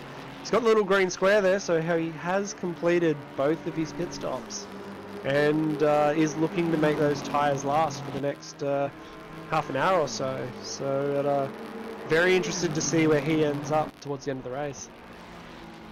I'm interested to know, where is Shady Samuel? I seen in chat that he has moved maybe potentially to pits. I don't know how long ago, but has he had a big moment again?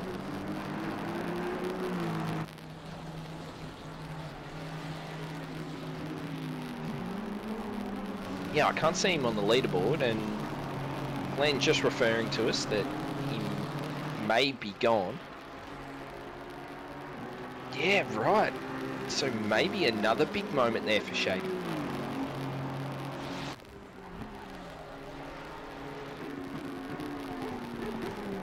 As Glenn gets, we'll hopefully get a replay there soon as we jump on board with Keys. Still, and being quite consistent. Only a couple of seconds down on oh no, he's only 1.4 down on Maddox, who Maddox maybe jumped him. Yeah, Maddox was a little bit further down the field, so it looks like Maddox has maybe banged in some banger laps in and around his pit stop and has just managed to nail it and has ended up in front. Yeah, I mean, like that's a banger strat from Maddox there to really just kind of, like, Maddox is generally really fast, so and he probably hasn't had the pace of the front runners today, but just through pit stops and consistency, he's just kind of slowly picking his way through the field. Well, we see that Weatherburn, he's in his pit stop has ended up in 4th at the moment, so he's definitely... Alright, now JP, I think's potentially taken the piss with a 59.8 in race trim. I think most people watching would be absolutely cheering if that was a quali lap that they would be putting in, and here's the JP running it in race trim. That's absolutely nuts. I think Someone please nerf JP. I think JP needs to grow up and stop being so fast. That is ridiculous.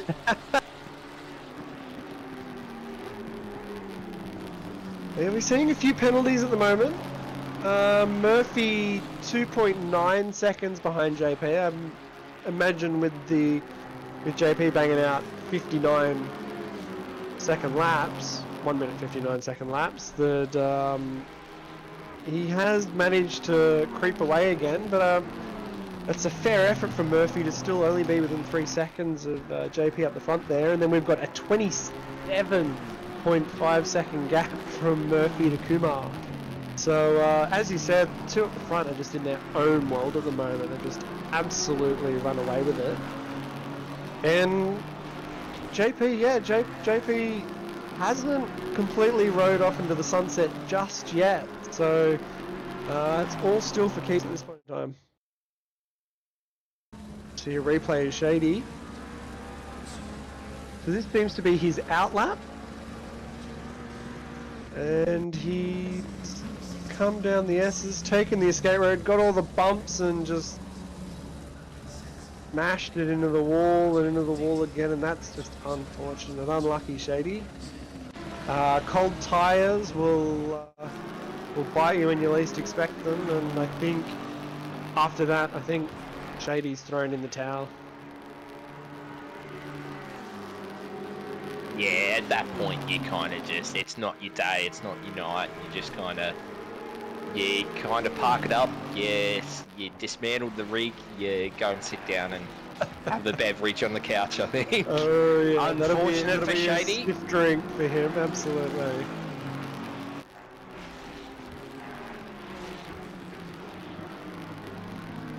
Yeah, we're seeing some big movers and shakers. Here is the top 10 has definitely had a bit of a shake-up over those pit stops, which is interesting to see. I think we've got here, like I said, Weatherburn up in 4th, only 1.7 seconds behind Kuma. And then we've got Johnson kind of just cruising a little bit ahead of this group that we're watching now. And then we've got Maddox and Keys, Keys is, as we mentioned, doing a fantastic job in this Aston, putting all the pressure on Maddox at the moment. And that'll be his strategy, I think, for now. As he knows he's pacey, he knows he's stable, and he's just going to try and intimidate Maddox a little bit as we come across the top of the mountain. He'll get right up behind him and just stay there, apply the pressure and see if he can coax Maddox into a mistake. Yeah, absolutely. And then we look down, we got Mags, who's had an unfortunate slow tumble from towards the top of the order down into 8th, who's 4 seconds now behind this group. Then we've got Chalmers in 9th, who's 11 seconds behind, and Palmer a second and a half behind him, and King right behind him as well. So we've got JP out in front, and he's starting to extend the gap to Murphy by 4.2 seconds. But we've got on P2 and 3, we have potentially 2 Pro-Ams. That is incredible. That's fantastic.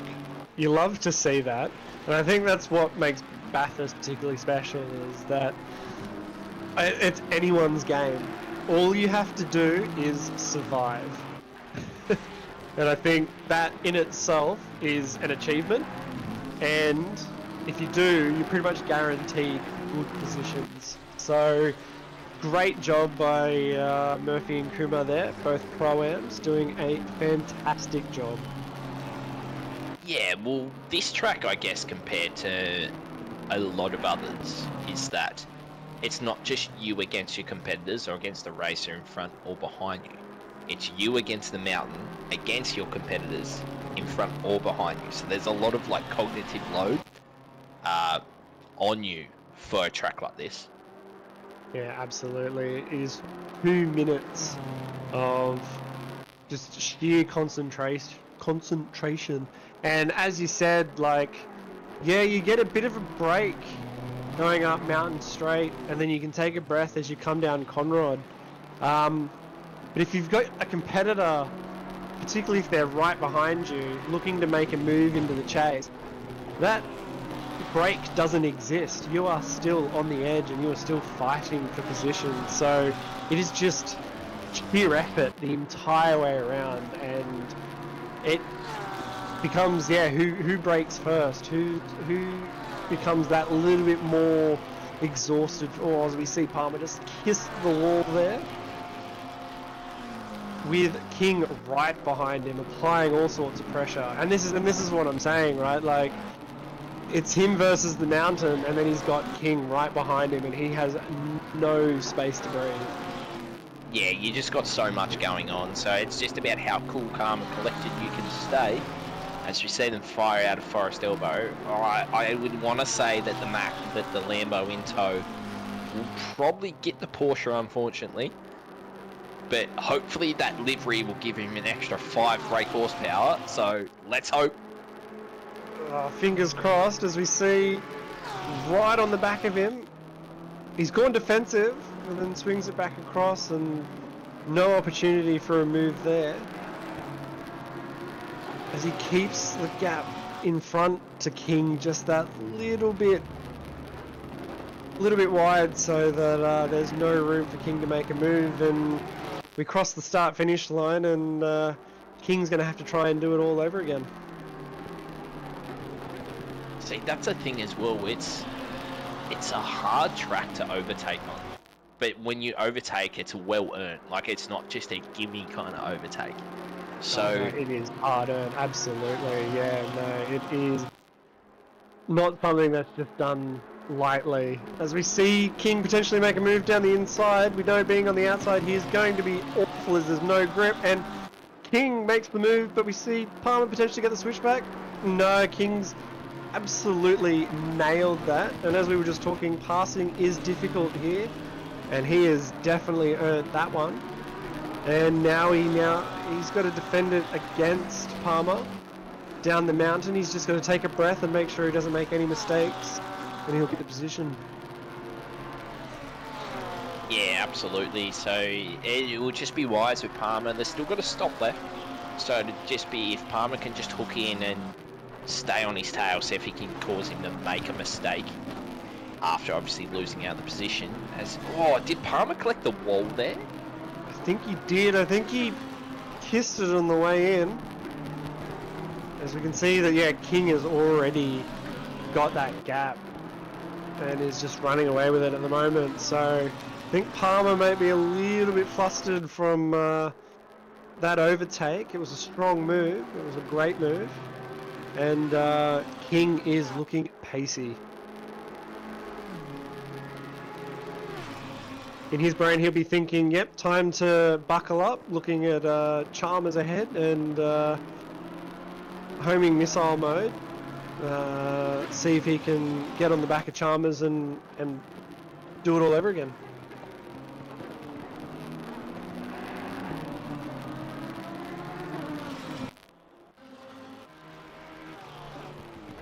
As we jump up to Weatherburn, who's slowly just starting to make inroads into Kumar.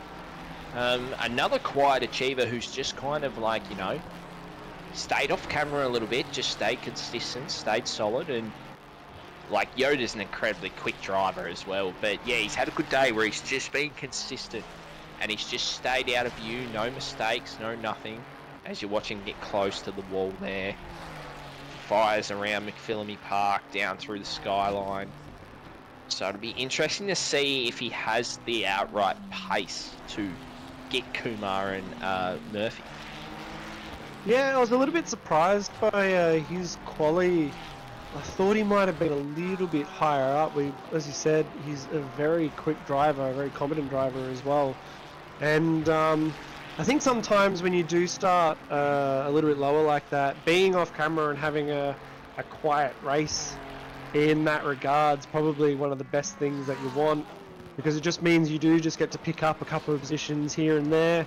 No fuss, all speed, and currently got himself into 4th position, which is a great spot to be in. Only less than 2 seconds down the road from Kuma, which I think last time we checked in he was also only 2 seconds away from Kuma, so he's definitely keeping up on pace. And we'll see if there's any potential moves down in the next lot of pit stops. I think it's Yoda's just getting back into the game because he took a break a bit to go to F1 for a little bit. So to still be back on pace and qualify where he is, and also in race trim to be where he is a credit to his talent. Oh, yeah, absolutely. As we see, Murphy's now jumped into the pits. So he has he will serve that 10-second penalty.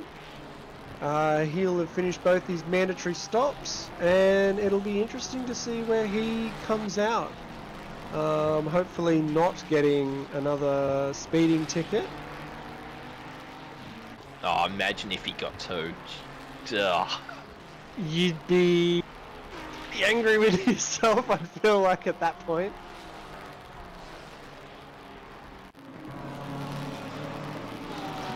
So yeah, when Kunos Things picks up and we see exactly where Murphy's come out, it's still trying to figure out just exactly where the 101 car is, but I think he's just behind this battle pack that we're looking at the moment with King all over the back of Chalmers. So as I mentioned before, King has the pace. He was looking very pacey as he came up behind Palmer, and now he's locked and loaded and ready to take on Chalmers, who will be feeling all sorts of pressure now, seeing that Lamborghini come right up into his rear view. Got a bit of a factoid about Chalmers. So he started P20. It's not a factoid, it's just an observation, I guess, from kindly donated by Glenn. He started P21 and he's now up to P7. That's absolutely incredible. That is a great climb up the grid there. He's provisional P9 at this point, but based on, so with Johnson with a 10-second penalty out there, and if he can nail these pit stops, he is definitely on point to have made well and truly more than 10 positions this race, which on a track that we've mentioned numerous times is incredibly difficult to pass on. That is absolutely incredible. Well done.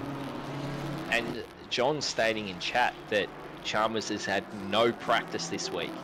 So for all you out there who want to get into ACC and OR, no practice, jump in, be like Chalmers. That's what we've learned from tonight. I'm kidding. Yes, John, it is absolutely in our blood as Australians. You are 100% correct with that fact. I think everybody here will be able to tell you that pumping out laps at Bathurst is in our blood and is a birthright. So, yes, thank you for acknowledging that. My question out to chat and to you is, and to wider OR, is that are you actually a sprint driver if you practice rain?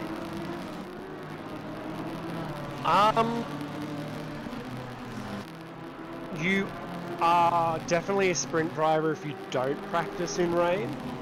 For me personally, I did not practice rain once this season until Bathurst, where I saw in the chat that there was potentially going to be a third chance that we were going to see a drop of rain at some point during the weekend, and I thought to myself as an Australian that if I'm going to give Bathurst the best go, I better put in a couple of laps of wet testing. So I put on the quali setup that I had. I ran 3 laps. I saw what my pressures would be for wet tyres, and then I went and jumped straight back into the dry server and started pumping out quali laps again, which was about my extent for wet racing there. You're gonna have to defend yourself in chat then, because Brad Cook is calling you out for not being a sprint driver no longer. No longer a sprint driver. Thanks, Brad. I will hand in my license and you'll never see me again. As we're still on board with Pete Chalmers, who is just quietly having a drive, an incredible Well, he's got drive. Murphy now right behind him. Yeah, so... right. I was about to say, Murphy's completed all these pit stops, and he's there or thereabouts. So it'll be interesting. He took the 10. He did take the 10. So Chalmers hasn't taken his last stop yet. So it'll be interesting to see whether Chalmers defends, tries to hold Murphy up a little bit, and maybe plays the Kovacs game, because I know there's a few Kovacs members in this one, JP included, and might have some team orders to help protect JP's lead. That would be big brain strategy things. Or whether he lets him go knowing that they're on a bit of a different strategy call. So we'll see how this goes. Doesn't look like he's letting up at this point, and Murphy's definitely giving him for his money as he goes wide. Hopefully doesn't lose it into the S's. Just gonna ask as well, aren't you, John, meant to be racing in this split? What's going on? Why are you typing in chat? Are you multitasking, or are you just...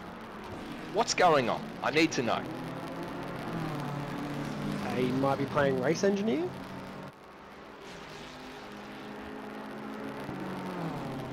Maybe.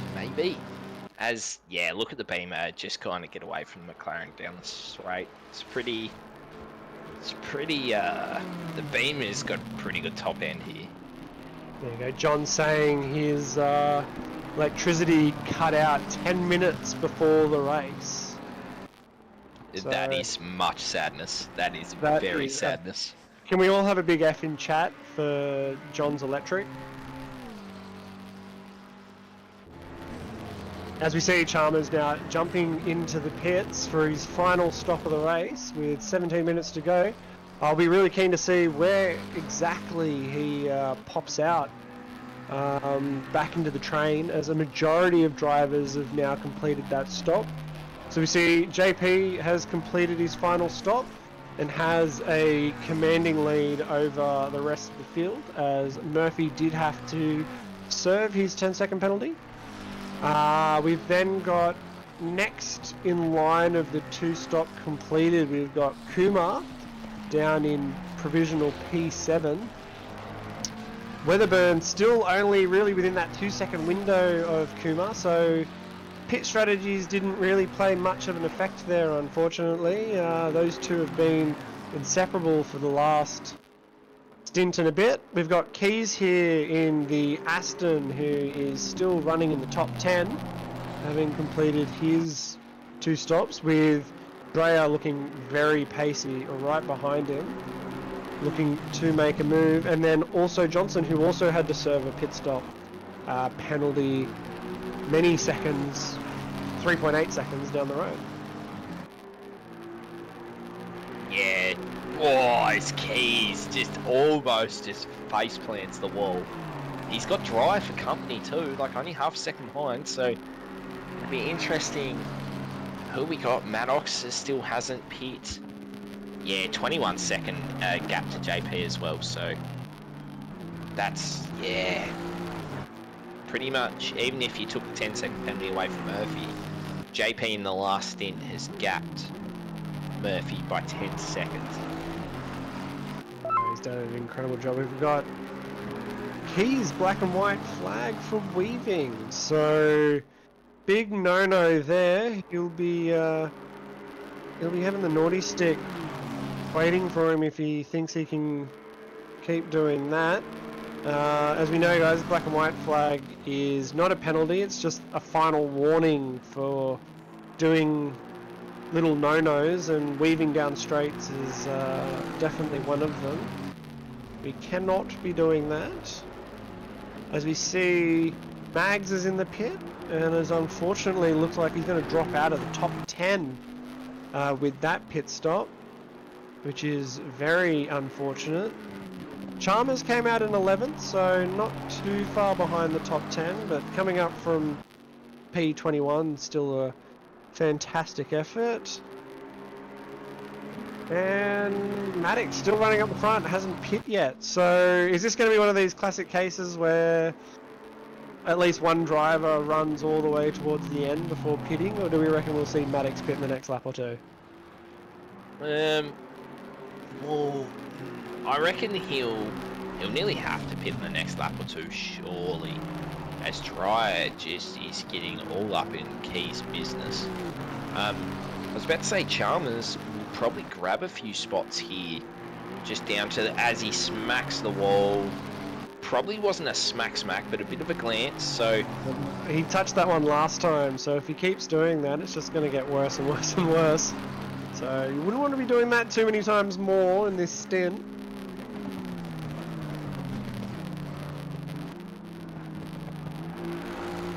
Is it Bathurst if you still have both of your mirrors by the end of the race? Yeah, is it Bathurst if you haven't like taken like half your car off on one side? Like, you know, have you had a crack? There you go, have you had a crack if you haven't taken half your car off? Exactly. I'm not a sprint driver anymore, so I can't comment on that one, but we'll get chat to maybe maybe give you an answer. As you see Drea looking very pacey down the back straight there. Is he going to look to send the nose in? He just backs out of it, but I bet Keys is feeling a bit hot under the collar there, as he knows that McLaren is looking very pacey right behind him. And looking at the championship at the moment, Drea on 10 points is only 33 points in front of Keys at the moment, so all the points to play for at this point in time, so they'll both be looking to try and keep in front of the other one, that's for sure.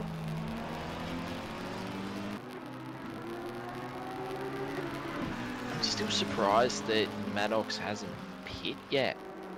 I mean, he's got plenty of a gap to... Maddox may actually have enough of a gap to solidify P3. Yeah, considering that you look at Kumar being roughly 19 seconds behind Murphy, who's 20 seconds behind these guys as we see Maddox go into the pit, so it'll be interesting to see where he comes out. I definitely think he's on for a chance for at least a podium in this current climate.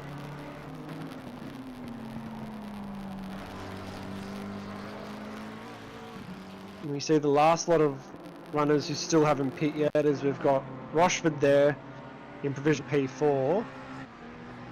And Zikri in P7 running the Bentley, so trying to extend that Bentley out as far as he possibly can. Do you think he just wanted to be able to say that he had the Bentley up in the top 10 for a portion of time? Absolutely. It's more about the Bentley being back up there than anything else. Love to see it. Looking a bit scuffed, so it's definitely battle damaged, but he's doing a fantastic job keeping it around the track. As we see, Maddox is now coming out of the pits, and he's ended up in front of Keys, so he's probably dropped a little bit further down than potentially what we thought he might have, so that'll put him currently into provisional P7 based on how far Rochford and Zikri dropped down the field with their final pit stop. And when it sorts itself out, we'll see how far Weatherburn is up the road. So Weatherburn now's coming through McPhillamy at the moment, so there's definitely a decent sized gap there between him and Maddox at the moment. So we're probably a little bit optimistic on the position that Maddox was going to come out on, but still, definitely on for a potential top 5 position for him. Oh, as we see a bit of door banging side by side up through the top of the climb here. This is sketchy stuff, and yes, we see King into the wall. Unfortunately, she got through there. That is a single line, single file expedition there. So King's lost out on that one and smashed that Lamborghini into the inside wall. So he'll be now working at a disadvantage to try and keep as we watch him sim the wall again. So that Lambo is going to be all sorts of trouble for the last 10 minutes of this race.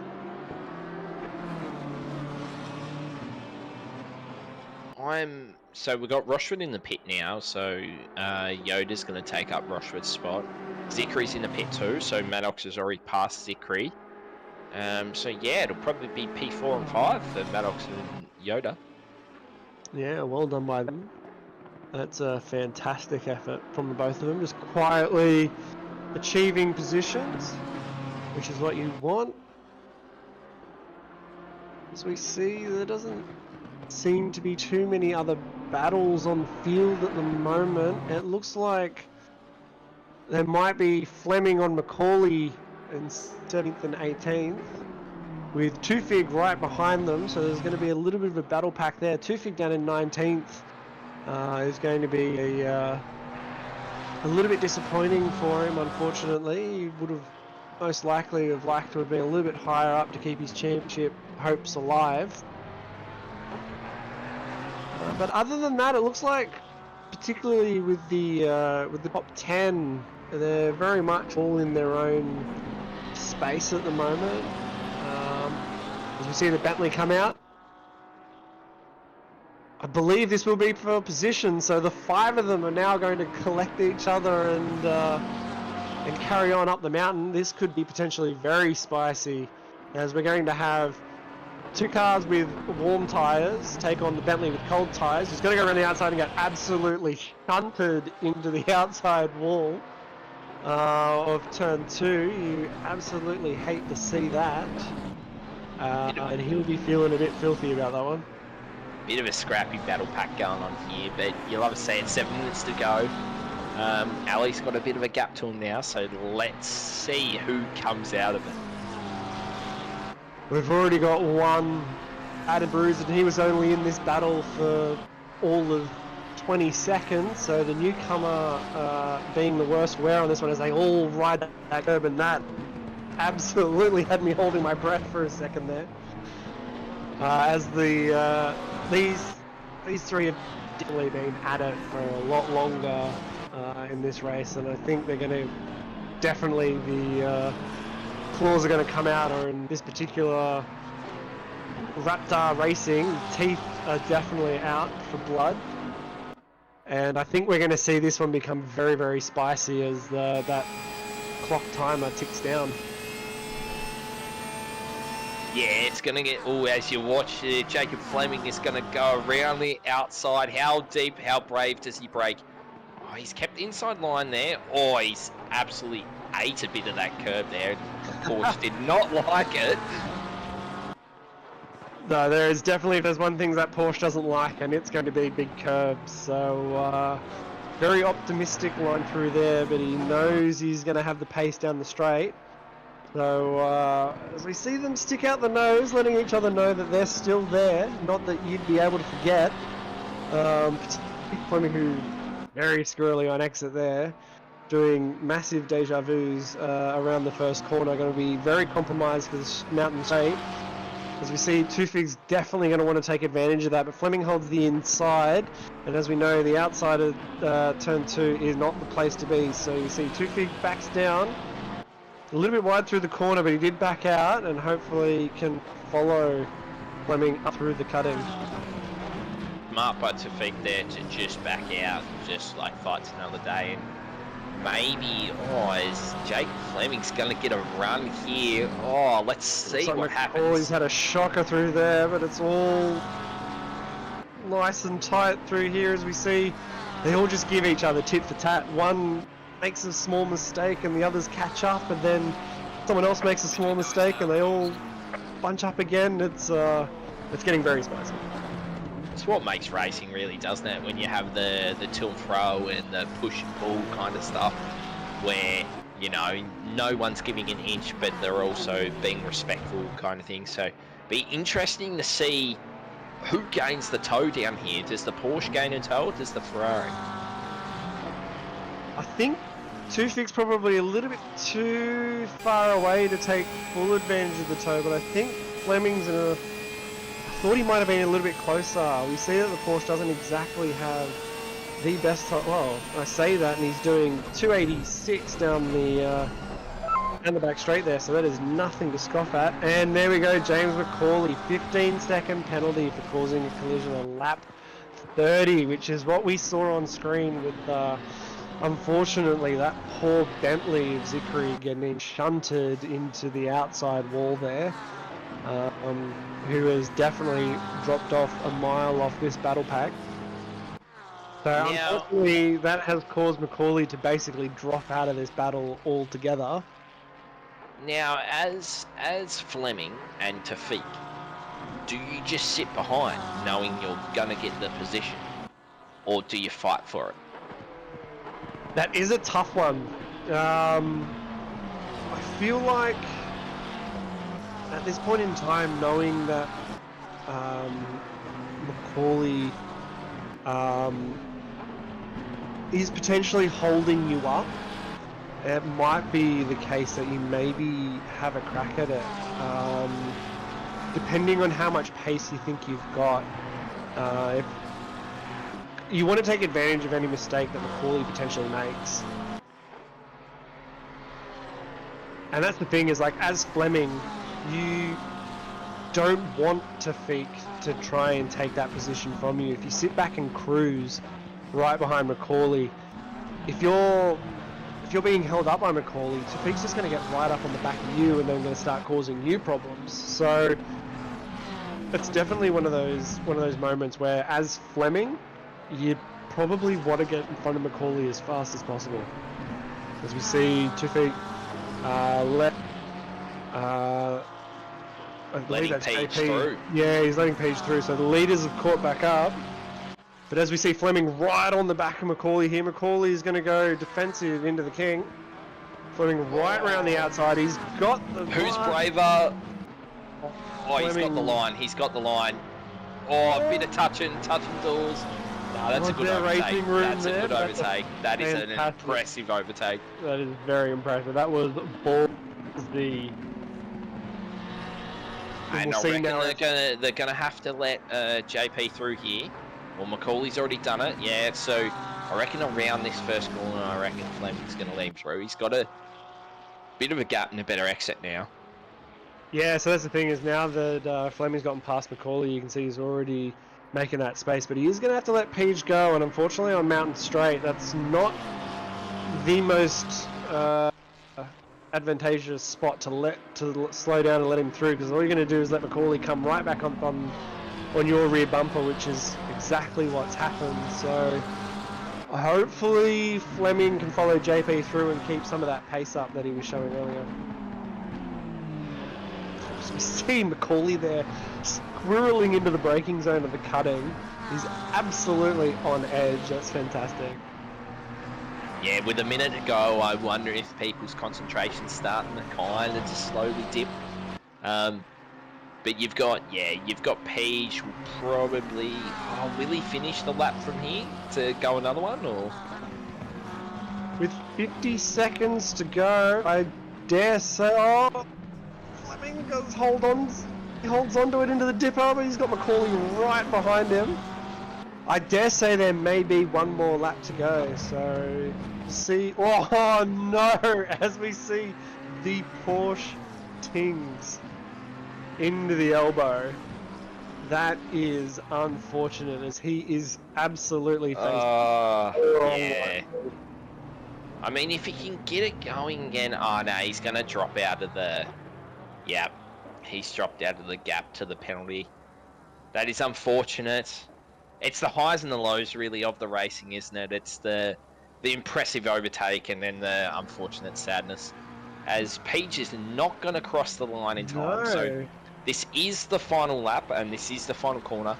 A dominant display by JP for yet another win. You nearly say at this point that he's secured the championship, maybe. I think, looking at these scores, I would dare say that it would have to take a miracle at this point. I'm not going to do the maths right off the top of my head at this point, but I dare say. And it was Murphy come across the line in second, who, despite the 10-second penalty he had earlier, has absolutely shown an incredible display of driving to come in second. And as you said, Kumar, Pro-Am in third. So there we have it. The Pro-Ams have dominated the podium. Two Pro-Ams on the second and third step, with Weatherburn coming in fourth and Maddox making that top five. What a drive by both of them. What a drive, all five of them really, like JP with the dominance out front. The two Pro-Ams filling out the podium as Keys almost. Wow. But Weatherburn and Maddox for climbing back through the field as well. They're doing a great job. And yeah, Keys holding off Dreyer for that whole second stint, basically, if not longer, keeping that Aston in sixth. So that's a win for the silver class, doing an incredible job. Dylan King with the last minute second penalty for causing a collision, so that'll also caused him to drop out of the top 10, which is really unfortunate. Seeing Palmer's keep it in 9th, which is fantastic, and then that will see Palmer take it up into the top 10.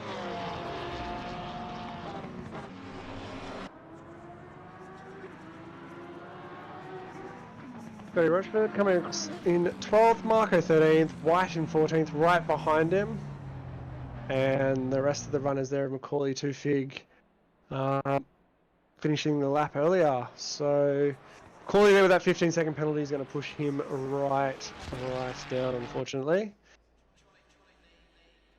What a race, That was though. it. That was What a incredible. race.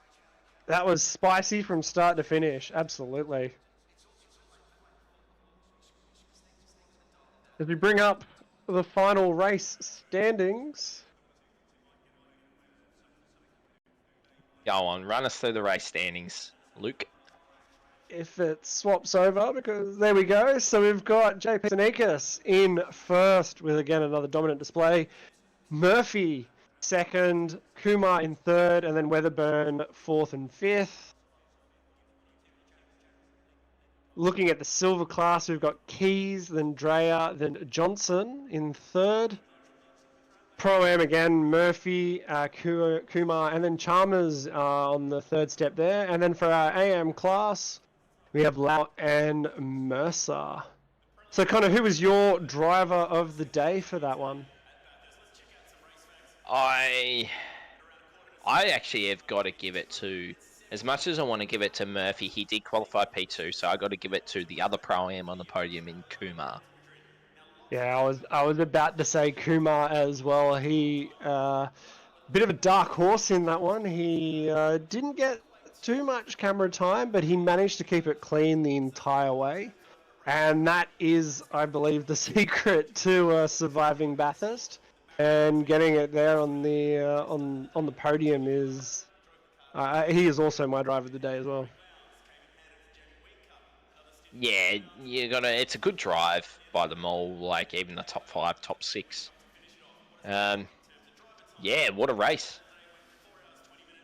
Fantastic. A little bit disappointed the weather didn't make it. We've only had one little showing of weather this entire season, but yeah, go on. Talk us through the upcoming GT Cup. So if anyone is interested, chat, viewers, anyone, we do have the SimMagic GT3 Cup on tomorrow night. The Pro-Am split up first, and followed by the Pro split. The best drivers in each category, each class in the region. So if you're not doing anything, tune in and watch some of the best in the region. Put in some mega laps at Bathurst. Thanks to our sponsors. Thanks to Glenn for the stream. Thanks to Mole and all the stewards and organisers for the series. And thanks to my fellow mate in the Combox, Luke Johnson. Yeah, thanks, Connor. Appreciate that. It was awesome fun commentating on that race. It was fantastic to watch. And thanks, chat, for tuning in. And we'll see you guys later.